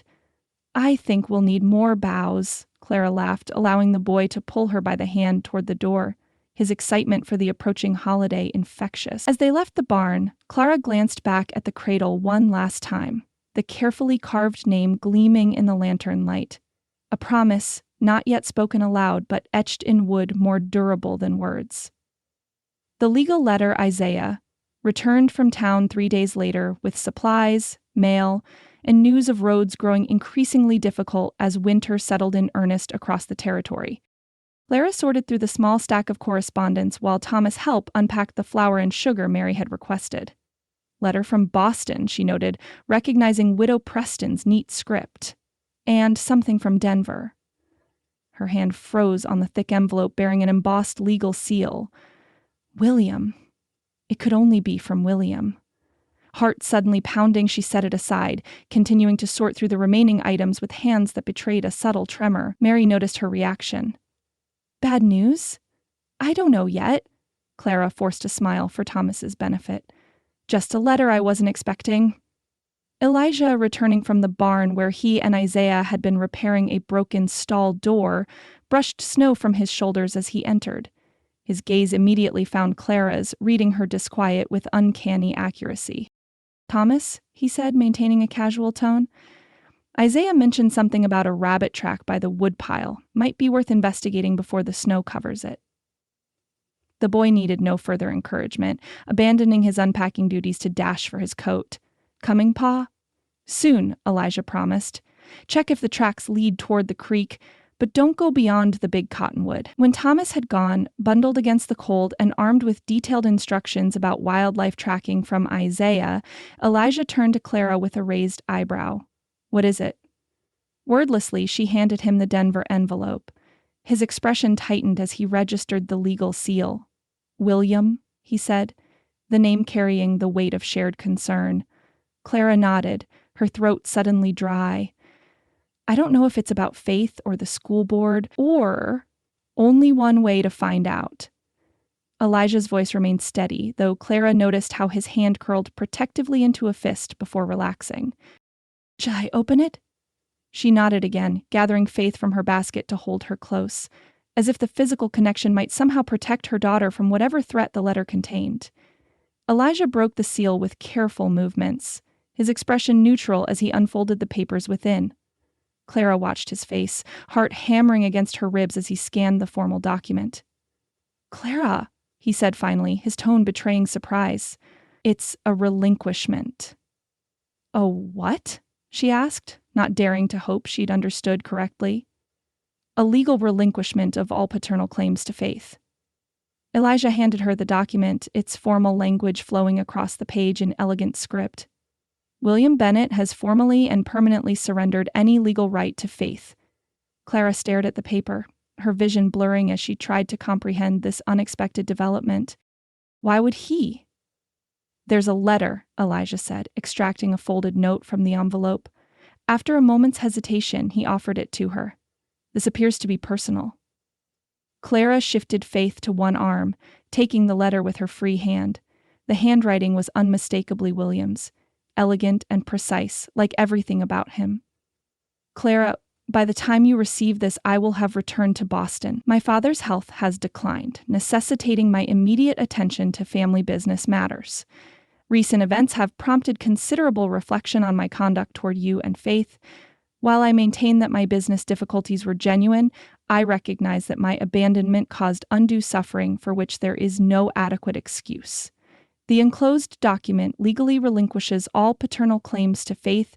This decision comes not from lack of feeling, but from recognition that her best interests now lie elsewhere. I observed the Morgan ranchers' determination to reach you during the blizzard, a commitment I cannot claim to have demonstrated when faced with my own challenges. I ask your forgiveness, though I recognize I have no right to expect it. I cannot face you in person with this request, for which I acknowledge additional cowardice. May you and Faith find the security and happiness you deserve." William Bennett Clara lowered the letter, her emotions too tangled to immediately identify. Relief, certainly. Vindication, perhaps. But also an unexpected pang of something like pity for the man whose pride had finally yielded to conscience. "He's gone back to Boston," she said finally. "And he's surrendered all claims to Faith." Mary, who had remained a silent presence during this exchange, let out a long breath. "Well, praise the Lord for that. One less worry." "Is it genuine?" Elijah asked, his practical nature asserting itself. "The legal document, I mean." Clara examined the papers again. "It appears properly executed. Witness signatures, notary seal." She looked up at him, the full implication slowly dawning. "Faith is truly free, we both are." That evening, after a celebratory supper that Thomas didn't quite understand, but enthusiastically participated in nonetheless, Clara found herself drawn to the porch despite the cold. Stars pierced the black velvet sky with crystal clarity, their light reflected in the snow-covered landscape, until it seemed the earth and heavens mirrored each other in luminous harmony. The legal papers lay on the kitchen table inside, the last shadow hanging over their future now dispelled by William's unexpected act of relinquishment. Clara wrapped her shawl tighter, her breath forming small clouds in the frigid air as she contemplated the strange path that had led her to this moment. The door opened behind her, spilling golden lamplight across the porch boards. Elijah stepped out, carrying an extra blanket which he draped around her shoulders without comment. "Faith still sleeping?" Clara asked, grateful for both the added warmth and his quiet presence. "Like an angel," he confirmed, moving to stand beside her at the railing. Thomas convinced Isaiah to tell him the story about the Christmas star, so they'll be occupied for a while. They stood in companionable silence, shoulders nearly touching as they gazed at the star-filled sky. The cold intensified the sense of pine and wood smoke, creating a crystalline perfection that seemed almost too beautiful to be real. God works in mysterious ways, Clara murmured, thinking of all the twists and turns that had brought her from Boston's genteel poverty to this Colorado ranch. A year ago, I never could have imagined this life. Elijah nodded, his profile strong against the night sky. He brought beauty from ashes, he said quietly, for all of us. His hand found hers on the railing, fingers intertwining naturally, no longer tentative in their connection. Clara felt the remaining tension drain from her shoulders as she leaned slightly toward him, their arms pressing together from shoulder to wrist. "The cradle," she said after another comfortable silence. "It's perfect." "Almost finished it today," he replied. "Thomas has appointed himself quality inspector, insisted on testing the rockers with his wooden horse." Clara smiled, imagining the scene. And did it pass inspection? With flying colors. Elijah turned slightly toward her, his expression serious despite the lightness of their conversation. "Clara, I've been thinking about what comes next." Her heart quickened, but she kept her voice steady. "For Faith's new sleeping arrangements?" "For all of us." His hand tightened gently around hers. "I know it's only been a few months. I know we're still learning each other's ways, but I've seen enough. Felt enough to know what I want, if you're willing." Clara turned fully to face him, the blanket slipping slightly from one shoulder as she moved. "And what is that, Elijah Morgan?" In answer, he reached into his pocket and withdrew a small object that gleamed silver in the starlight. A ring. Simple in design but beautifully crafted, a small pearl set in the center with delicate engraving surrounding it. "It was my mother's," he explained, his voice rough with emotion. "Emily wore it after we married. I'd be honored if you would accept it now, as a promise of what we could build together." Clara looked from the ring to his face, finding in his steady gaze all the certainty she needed. "I would be honored to wear it," she whispered. "To build that future with you." Elijah slipped the ring onto her finger, where it settled as if it had always belonged there. His hands, still bearing the marks of his desperate journey through the blizzard to save his son, cupped her face with infinite tenderness. "I love you, Clara Bennett," he said simply. "You and Faith both. And we love you," she replied, her voice steady with the truth of it. "You and Thomas both." When his lips found hers, the kiss held the warmth of homecoming and the promise of adventures yet to come. Above them, stars continued their ancient patterns across the winter sky, witnessing the formation of a new family forged through trial, sustained by faith, and now sealed with love. Inside, Thomas's voice called for his father. The moment of privacy ended as abruptly as it had begun. Clara and Elijah separated, her hand still held firmly in his.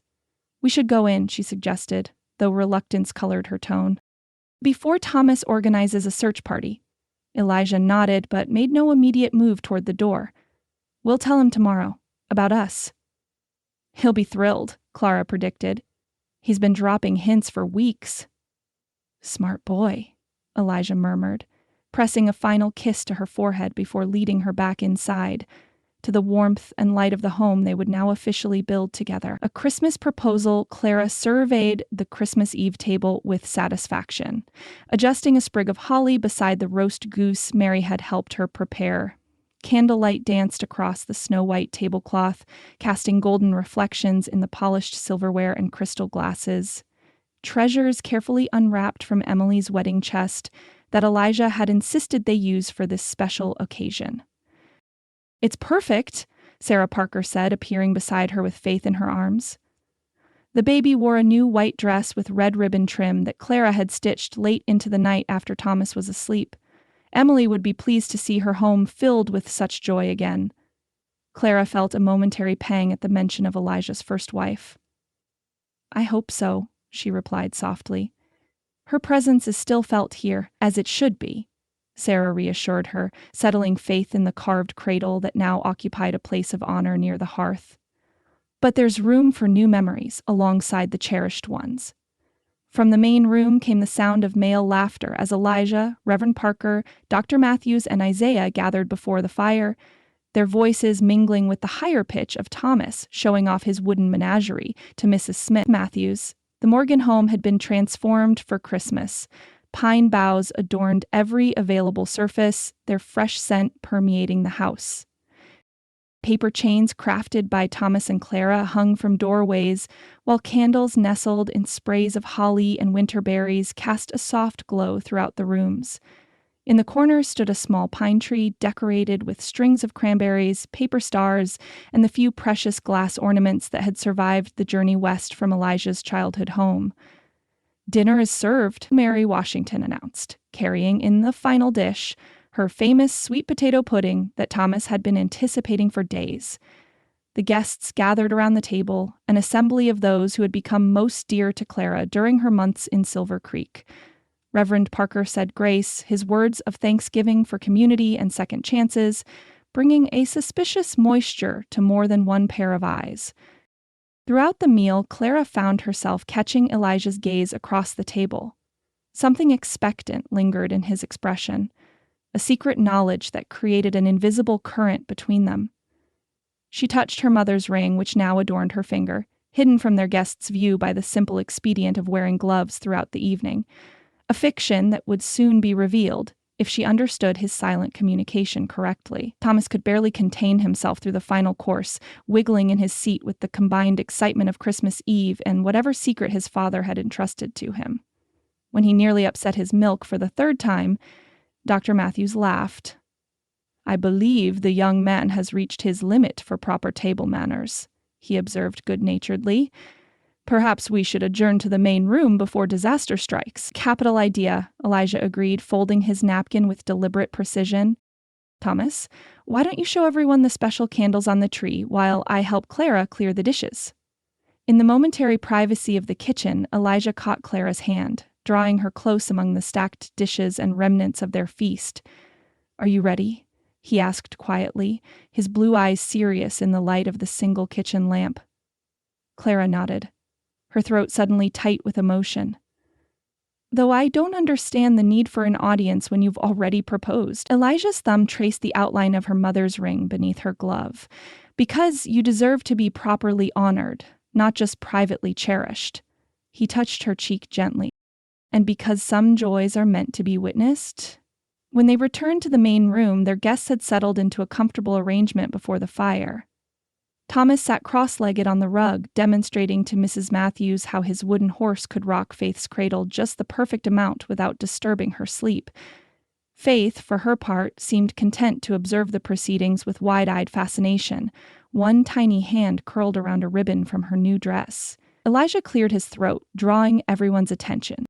"Before we continue our Christmas celebration, I have something important to share." He moved to stand beside Clara, his hand finding the small of her back in a gesture both protective and proud. "Most of you know that Clara and Faith came into our lives during a difficult time. What began as an arrangement of necessity has grown into something far more precious." The room had fallen completely silent, even Thomas watching with uncharacteristic stillness, his eyes bright with anticipation. "Clara," Elijah continued, turning to face her directly, "you once told me that all you ever wanted was to be a true mother to Faith and to Thomas as well. What you may not have realized is how much I've come to need you, not just as a teacher for my son or a caretaker for my home, but as the woman who brought light back into our lives." To Clara's astonishment, Elijah slowly lowered himself to one knee before her, taking her gloved hand in his. Around them, she dimly registered soft gasps from their guests, but her focus remained fixed on the man before her, his face turned up with an expression of such open devotion it nearly stole her breath. "Our beginning was built on shaky ground," he said, his voice steady despite the emotion in his eyes, "but adversity revealed the truth of our hearts. I'm asking for your hand not out of necessity or arrangement, but because I love you, Clara. Will you and Faith become Morgans in name as you already are in our hearts?" Though she had expected these words since their private moment on the porch days earlier, hearing them spoken so publicly with such evident sincerity brought fresh tears to Clara's eyes. She removed her glove with trembling fingers, revealing her mother's ring already gracing her hand. "Yes," she whispered, then louder so all could hear. "Yes, with all my heart. Elijah rose to his feet, drawing her into an embrace that remained proper for their audience, yet conveyed a depth of feeling that needed no elaboration. Applause erupted around them, led by Reverend Parker's enthusiastic approval and Sarah's delighted laughter. Thomas could contain himself no longer. He launched from his position on the floor, colliding with their legs in an enthusiastic embrace that nearly unbalanced them both. "Now we're really a family," he exclaimed, his face alight with joy. "I told Faith we would be." Clara knelt to his level, gathering him close. "We already were a family in all the ways that matter most," she assured him. "This just makes it official for everyone else." "And means you'll never leave," Thomas added with a child's practical certainty. "Pa said so." "Never," she confirmed, meeting Elijah's gaze over the boy's tousled head. Dr. Matthews produced a bottle of fine brandy he'd apparently brought for just this occasion. "A toast to the future Mr. and Mrs. Morgan." As glasses were raised and congratulations offered, Clara found herself encircled by Elijah's arm, Faith now cradled against her chest, and Thomas pressing close to her side. A perfect tableau of the family they had become through trial and grace. "When?" Sarah asked eagerly, already planning in her practical way. "Spring is lovely for weddings, though winter ceremonies have their own charm." Clara looked to Elijah, realizing they hadn't discussed timing in their private moments. "New Year's Day," Elijah answered without hesitation, "if Reverend Parker is willing and if Clara agrees." "So soon?" Mrs. Matthews wondered. "We've waited long enough," Elijah replied simply. His eyes held Clara's, seeking confirmation. "New Year's Day," she agreed, loving the symbolism of beginning their official life together with the fresh calendar. A perfect new beginning. Later, after their guests had departed, with promises to return for the ceremony just a week hence, Clara stood beside the dying fire, Faith sleeping soundly in her new cradle. Thomas had finally succumbed to exhaustion after extracting promises that he could stay awake for the entire wedding ceremony, since it's about our family becoming real. Elijah joined her, his arms slipping naturally around her waist as they contemplated the banked embers. "Happy?" he asked, the single word carrying layers of meaning. Clara leaned her head against his shoulder, feeling the solid strength that had become her anchor. "Beyond anything I could have imagined when I stepped off that train last spring. It wasn't an easy road," he acknowledged. "The worthwhile ones rarely are." She turned within the circle of his arm to face him. "Thank you for fighting through the blizzard to find us. Not just the literal one, but all of it. Your doubts, my deception, everything that stood between us." Elijah's hand came up to cradle her cheek. "I'd brave 1,000 storms to reach you." Their kiss, no longer constrained by watchful eyes, deepened with the promise of the future they would build together. Through the window, stars glittered in the clear Christmas Eve sky, their light falling on the small cradle with its carved inscription, Faith Morgan. The name no longer just a hope, but a promise soon to be fulfilled. Chapter 18. Promises Fulfilled. Winter Wedding. Clara stood before the small mirror in the church vestry, hardly recognizing the woman who gazed back at her. Sarah Parker's clever fingers adjusted the modest lace veil that crowned Clara's upswept hair, where tiny sprigs of winter holly added spots of living green against the dark chestnut waves. "Hold still," Sarah admonished, securing another hairpin. "Perfection requires patience. I fear I am short on both today," Clara admitted, her hand smoothing the ivory silk of her gown, a simple design with a high collar and fitted bodice that flared gently at the waist. The dress had been Mary Washington's gift, created from fabric ordered specially from Denver and sewn over long December evenings while Clara pretended not to notice the women's whispered consultations. "Nonsense, you look radiant." Sarah stepped back to assess her handiwork, satisfaction evident in her smile. "A proper bride for a good man." From her basket near the window, Faith cooed and waved her small fists, seeming to approve her mother's appearance. The baby wore a gown of white lawn, trimmed with the same lace as Clara's veil. "Both of you have," Clara touched the simple pearl earrings that had belonged to her mother, her something old for the day. There were times, I never thought this possible, she confessed. To be accepted, to belong, to be... She hesitated, emotion threatening her composure. Loved, Sarah finished for her, wholly and honestly loved. A light knock at the door preceded Mrs. Matthews' entrance, her normally pragmatic expression softened with uncharacteristic sentimentality. It's time, my dear. The church is full to bursting. Clara drew a deep breath, gathering her small bouquet of winter greenery tied with ivory ribbon. Outside, the clear, cold day of January 1, 1876, waited to witness promises made and a new family officially formed. Reverend Parker waited in the vestry doorway, his kind face beaming with paternal pride as he extended his arm. Ready, my dear? Your groom looks about to wear a path in the floorboards. Clara slipped her hand into the crook of his elbow, grateful for his steady support. The past week had passed in a whirlwind of preparation, the entire community rallying to create this celebration despite winter's challenges. Even Mrs. Hargrove had contributed her finest tablecloths for the reception to follow. I'm ready, she answered, surprised by the steadiness in her voice. The church doors opened before them, revealing an interior transformed by pine garlands and red berries, the pews filled with townsfolk who rose in unison as the organ, recently arrived from Denver and proudly played by the blacksmith's wife, began the wedding march. Clara registered familiar faces as she took her first steps down the aisle. Dr. Matthews and his wife, Mr. Jenkins from the Mercantile, the Peterson family whose children had sheltered with her during the blizzard. Even the school board members stood respectfully, including Mr. Hargrove, who offered a dignified nod as she passed. But it was the figure waiting before the altar that drew and held her gaze.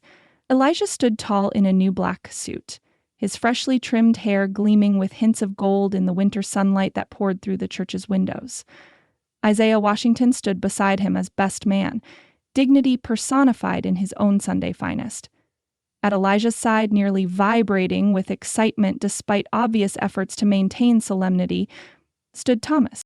The boy clutched a small velvet cushion bearing their rings, his hair slicked down with water, though one rebellious curl had already sprung free at his temple. When Clara met Elijah's eyes, the rest of the church seemed to fade away. His expression, a mixture of love, wonder, and unmistakable pride, touched something deep within her soul. This man had risked his life to find his son in a blizzard, had opened his heart to her daughter, had worked through betrayal and hurt to offer forgiveness and love, and now he waited to make her his wife. The brief journey down the aisle ended as Reverend Parker placed her hand in Elijah's. The warmth of his fingers closing around hers sent a current of certainty through Clara that banished the last whisper of doubt. Dearly beloved, Reverend Parker began, his voice carrying to the farthest corners of the packed church. We are gathered here in the sight of God and this community to join together this man and this woman in holy matrimony. The ceremony proceeded with time-honored words given fresh meaning by their particular journey. When the moment came for their vows, Elijah's clear voice filled the church without hesitation. I, Elijah James Morgan, take thee, Clara Elizabeth Bennett, to be my wedded wife, to have and to hold from this day forward. His gaze held hers with steady assurance. For better, for worse, for richer, for poorer, in sickness and in health, to love and to cherish till death us do part, according to God's holy ordinance. And thereto I plight thee my troth.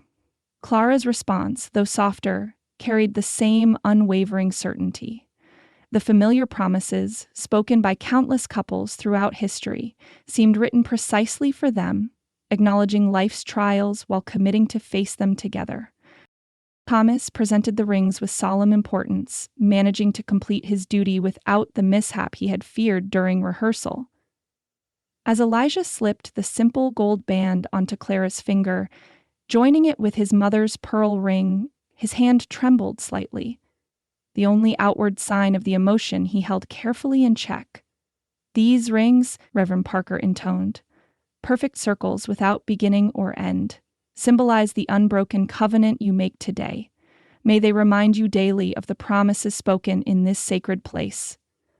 Clara felt the unfamiliar weight of the ring, solid and reassuring like Elijah himself.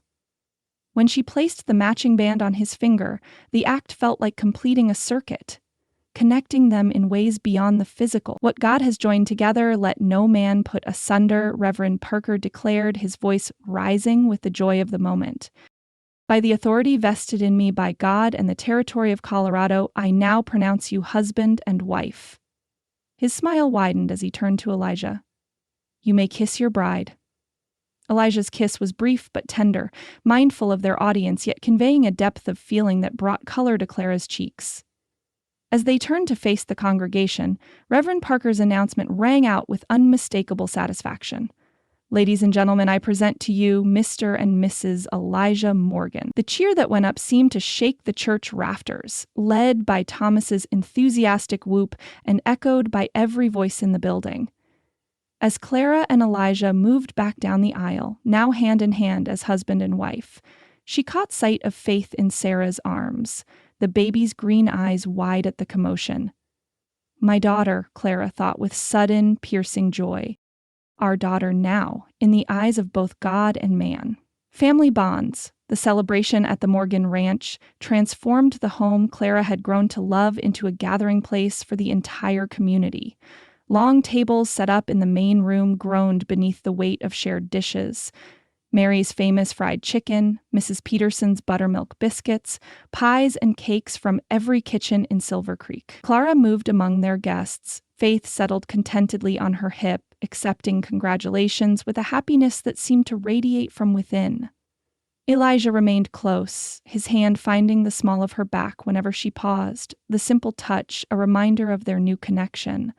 "Mrs. Morgan," he murmured near her ear during a quiet moment, "are you happy with your change in title?" Clara turned to face him, unable to suppress her smile. "Exceedingly, Mr. Morgan, though I suspect it will take some time to become accustomed to it." "We have a lifetime for that," he reminded her, his eyes crinkling at the corners in the way she had come to cherish. Thomas appeared suddenly between them, tugging at Elijah's jacket. "Pa, Mrs. Hargrove wants to talk to you, and his use of the maternal title, so natural on his lips, brought fresh warmth to Clara's heart. "She's by the cake table." To Clara's astonishment, Mrs. Hargrove, formidable in her best black silk and cameo brooch, approached with what appeared to be genuine goodwill. "A lovely ceremony," she pronounced, her thin lips curving in what might charitably be called a smile. "And the cake is exceptionally light, Mrs. Morgan. My compliments to whoever prepared it." "Mary deserves the credit," Clara replied graciously, "though I did contribute the icing." Mrs. Hargrove nodded, her gaze settling on Faith with unexpected softness. "The school board will meet next week to discuss the spring term. We find ourselves in need of a teacher, should you wish to continue your former duties." Elijah's arm slipped around Clara's waist. "My wife's talents shouldn't go to waste," he said, the pride in his voice unmistakable, "though I believe she'll have her hands full with our family for some time yet." "Perhaps a compromise," Clara suggested. 3 days a week while Mary watches Faith? That would allow me to fulfill both roles." Mrs. Hargrove's approving nod sealed what felt like the final step in Clara's acceptance by Silver Creek society. "A sensible arrangement. We shall discuss it formally at the meeting." As the afternoon progressed, guests presented their wedding gifts, practical items mostly, reflecting frontier pragmatism.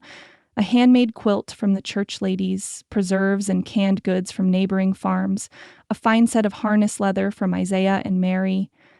The Parkers' gift, however, brought tears to Clara's eyes. A large family Bible bound in tooled leather, its pages edged in gold, opened to reveal specially printed sections for recording births, marriages, and deaths. "Every family needs its history recorded," Reverend Parker explained, presenting Clara with a fine pen and inkwell, "for generations to come." With steady hands, Elijah wrote their names and wedding date in the marriage section, his careful penmanship forming a permanent record of their union. Then, together, they added Thomas's birth date and Faith's as well, the ink glistening on the cream-colored page. "It's official now," Thomas declared, peering at their handiwork. "We're in the book, so we're really a family." "We were a family before," Elijah reminded him gently, ruffling the boy's hair. "The book just helps us remember." As the celebration continued, Dr. Matthews drew Elijah aside near the fireplace. his expression suggesting news of importance. Clara watched from across the room as the doctor handed her husband an official-looking document, speaking earnestly as Elijah examined the paper. When Elijah looked up, his eyes sought hers with such intensity that Clara immediately excused herself from her conversation with Sarah and crossed to join them. "What is it?" she asked, noting the peculiar expression on both men's faces. "The territorial judge has approved Faith's adoption papers," Elijah explained, his voice rough with emotion as he handed her the document.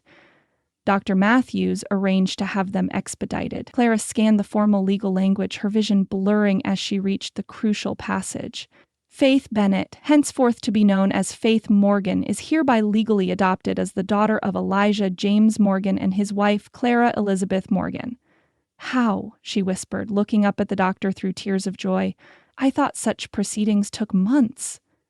Dr. Matthews permitted himself a satisfied smile. Character references from both Denver and Boston proved persuasive. "Mr. Bennett's formal relinquishment removed any potential obstacles." He cleared his throat, clearly pleased with his role in their happiness. The judge agreed. The child's welfare was best served by immediate resolution. Clara pressed the precious paper to her heart, overcome with the realization that the last shadow over their happiness had been dispelled. Faith was truly, legally theirs, protected from any future claims, secure in her place as a Morgan. "Thank you," she managed, reaching for the doctor's hand. "For everything."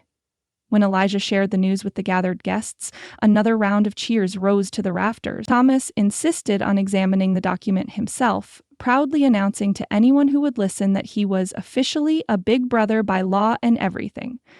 The winter day faded into early darkness, guests gradually departing with final congratulations until only the immediate household remained.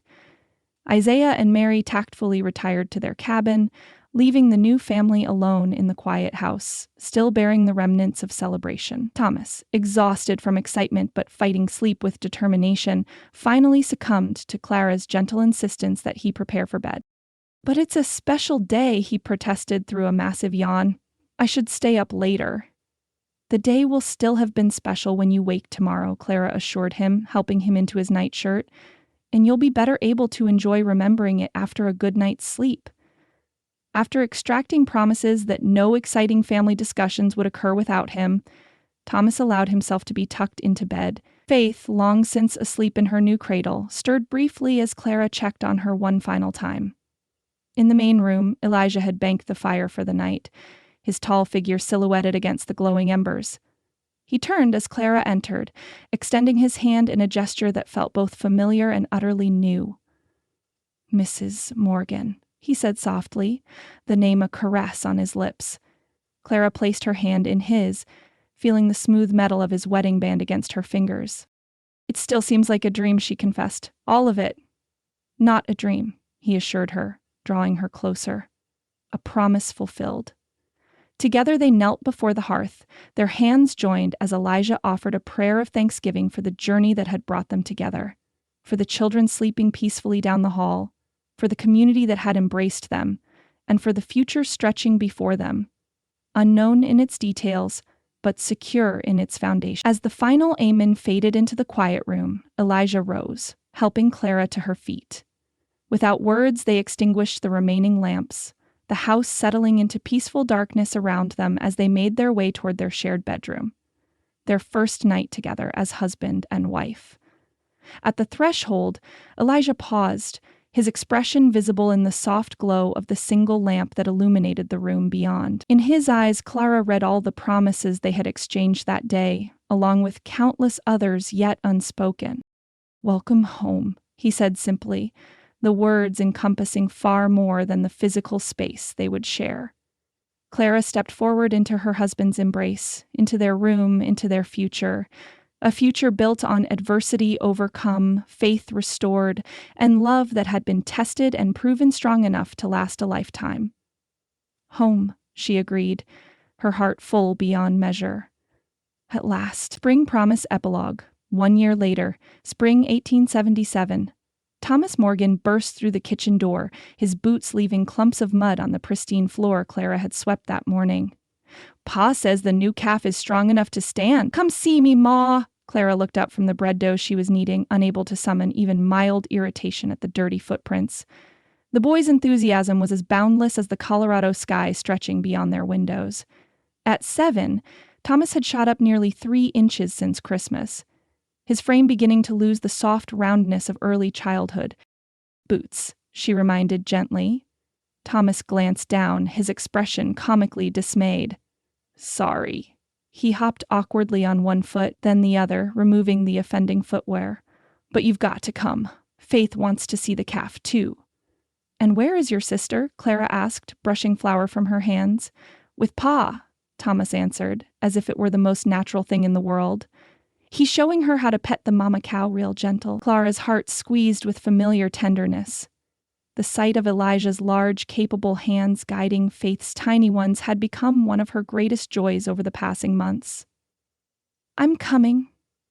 She untied her apron, letting her hand rest briefly on the gentle swell of her belly beneath her cotton dress. Another Morgan would join their family by summer's end, a blessing that still filled her with wonder when she allowed herself to contemplate it. Outside, spring had transformed the ranch with generous hands. New grass carpeted the expanded pastures where calves frolicked on spindly legs beside their mothers. The vegetable garden Clara had expanded now spread in neat rows behind the house, promising more produce than their family could possibly consume. Mary had already begun planning the summer canning they would share with neighbors less fortunate in their harvests. Clara shaded her eyes against the bright April sunshine, spotting Elijah and Faith near the small pen where they kept new mothers and their calves. Her husband's tall frame bent protectively over their daughter, whose copper-colored curls gleamed as she reached toward the calf with solemn concentration. "Careful now," Elijah's deep voice carried across the yard. "Just like I showed you, gentle touches." Faith, 17 months old and determined to conquer the world at her own pace, nodded with a seriousness that mirrored her father's. Her small hand patted the calf's nose with exaggerated care. "Good girl," Elijah praised, and even from a distance, Clara could see the pride illuminating his features. Thomas raced ahead to join them, his stockinged feet flying across the packed earth. "Ma's coming to see!" Elijah looked up, finding Clara with unerring accuracy. Even after a year of marriage, the warmth in his gaze when he spotted her sent a flutter through her chest that had nothing to do with the child she carried. "Look who decided to join us," he called, lifting Faith into his arms as Clara approached. "Mama!" Faith reached for her, little fingers opening and closing in excitement. "Baby cow?" "I see that," Clara replied, kissing her daughter's rosy cheek. "What a beautiful calf. 32nd one this season," Elijah reported, his satisfaction evident in the relaxed set of his shoulders. "Best calving we've had since I started the ranch." The Morgan Ranch had indeed prospered over the seasons since their marriage. Elijah's careful management, combined with favorable weather and Isaiah's expertise, had expanded their herd beyond expectation. The additional income had allowed improvements to the house. A new room added last fall, a proper picket fence around Clara's garden, glass windows replacing oiled paper in the north wall. "Ma, can I show Faith how to feed him a carrot?" Thomas asked, already reaching into his pocket for the treat he'd apparently come prepared with. Clara exchanged a glance with Elijah, who nodded slightly. "All right, but hold her hand while she does it. Those baby teeth are sharper than they look." With infinite patience, Thomas demonstrated the proper technique to his adoring sister, whose attempts to mimic his every movement provided endless entertainment for the adults watching. "Mrs. Morgan," Mary called from the porch, waving an envelope. "Post came while you were out here. Looks like Boston writing." Clara made her way back to the house, accepting the letter with thanks. The return address confirmed her suspicion. Widow Preston's familiar handwriting brought an immediate smile to her face. "Good news?" Elijah asked, joining her with Faith perched on his shoulders, tiny hands buried in his hair for balance. Clara scanned the pages quickly. "The very best. Mrs. Preston is planning to visit this summer. She says she can't wait another season to meet the family I've written about so lovingly." "Down!" Faith demanded suddenly, squirming atop her father's shoulders. "Walk!" Elijah complied, lowering her carefully to the porch floor. Faith stood for a moment, gathering her determination, then took 3 decisive steps toward Clara before wobbling dangerously. Clara caught her breath, resisting the instinct to rush forward. Faith had been taking tentative steps for weeks, but never more than one or two before plopping down on her well-padded bottom. "That's it?" Elijah encouraged, his voice soft with wonder. "Come to Mama." Faith steadied herself, brow furrowed in concentration, then managed 3 more steps before Clara scooped her up in a burst of maternal pride. "You did it! My clever, brave girl! Did you see that?" Elijah's face shone with the same awe Clara felt expanding in her chest. "She walked halfway across the porch." Thomas had joined them, his expression serious with the responsibility of being the family's official recorder of milestones. "That's 6 steps. I counted." "That's 2 more than Timmy Peterson's sister did her first time," Clara laughed, settling Faith on her hip. "It's not a contest, Thomas." "Everything's a contest at his age," Elijah remarked with good humor, ruffling his son's hair. "Especially when you're winning." Sunday morning found the Morgans in their usual pew at Silver Creek's church, no longer the subject of curious glances or whispered speculation, but respected members of the community. Clara's position as teacher had evolved to include leading the children's Bible study, while Elijah had reluctantly accepted a position on the town council at Reverend Parker's insistence. "The town needs level heads and steady hands," the Reverend had argued, "men who understand both God's law and the practical needs of a growing community." Faith sat quietly on Clara's lap during the service, fascinated by the ribbon markers in the hymnal. Thomas pressed against Elijah's side, doing his best to follow along in his father's Bible, his lips moving silently as he sounded out familiar words. After the final hymn, Clara gathered their things while Elijah spoke with Isaiah about a delivery of lumber expected from the sawmill the following week. Outside, families lingered in the spring sunshine, reluctant to end the social occasion that Sunday service provided for far-flung neighbors. "Would you like to join us for our picnic?" Clara asked Sarah Parker as they descended the church steps together. "We're heading to the creek, and I've packed more than enough food." Sarah smiled but shook her head. "Another time, perhaps. Robert and I promised the Holdens we'd visit their new baby this afternoon." She patted Clara's hand. "Enjoy your family time. Those moments pass too quickly." The Morgans' leisurely drive to the creek took them through meadows bursting with wildflowers, the wagon wheels leaving temporary tracks in the lush grass. Thomas kept up a running commentary on everything they passed, from a hawk circling overhead to the prairie dog town where sentries stood at attention as they passed. "They're telling everyone we're coming," he informed Faith with the authority of an older brother. "They have a special whistle for people and horses." Faith nodded solemnly, accepting her brother's expertise without question. The bond between them had grown steadily stronger, Thomas appointing himself her protector and teacher in all things, from identifying animal tracks to properly holding a spoon.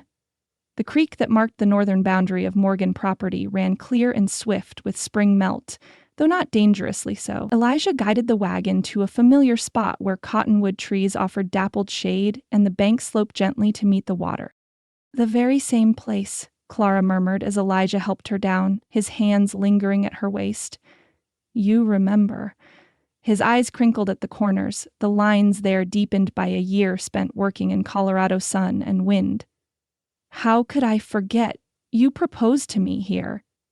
"The first time." Clara straightened the quilt she'd spread beneath the largest cottonwood, settling Faith with a wooden toy lamb Isaiah had carved for her. Thomas had already removed his shoes and socks, rolling up his pant legs with practiced efficiency. "Can I wade, just at the edge?" "Stay where I can see you," Elijah instructed, helping Clara unpack their simple meal of cold chicken, biscuits, and early spring strawberries from the garden's first harvest. They ate in companionable silence, broken only by Tomas's occasional exclamations over interesting stones or water bugs, and Faith's concentrated efforts to feed herself without assistance. When the meal was finished, Thomas convinced Elijah to help him build a small dam of pebbles at the creek's edge. Clara leaned back against the cottonwood trunk, watching Faith toddle toward her brother, who patiently took her hand to help her cross a small puddle. "Careful with your sister," Clara called, though the caution was unnecessary. Thomas took his responsibilities seriously, guiding Faith with the same care Elijah might have shown. "Did you ever imagine, that first day you stepped off the train, that we'd find such happiness?" Elijah asked. returning to settle beside her on the quilt. His arm slipped around her shoulders, drawing her close against his side. Clara shook her head, watching their children play at the water's edge. I was so afraid, she admitted, of being discovered, of losing faith, of being alone. And now? Elijah's hand covered hers where it rested on her growing belly. Now I understand that God's plans were greater than my fears. She turned to meet his gaze, finding in his blue eyes the same love that had sustained them through seasons of change and growth. Every hardship led us here, to this family, to this life. Faith's delighted laughter rang across the creek as Thomas showed her how to float a leaf in the gentle current. The sound embodied everything their daughter's name represented. Trust, in what couldn't be seen but could be felt in the heart. Clara leaned into her husband's embrace, savoring the security of his arms and the promise of their future together. As the Colorado sun warmed the land around them, Elijah kissed his wife, their shared love a testament to faith beyond deception, a prairie promise fulfilled. Tilde, the end. Tilde.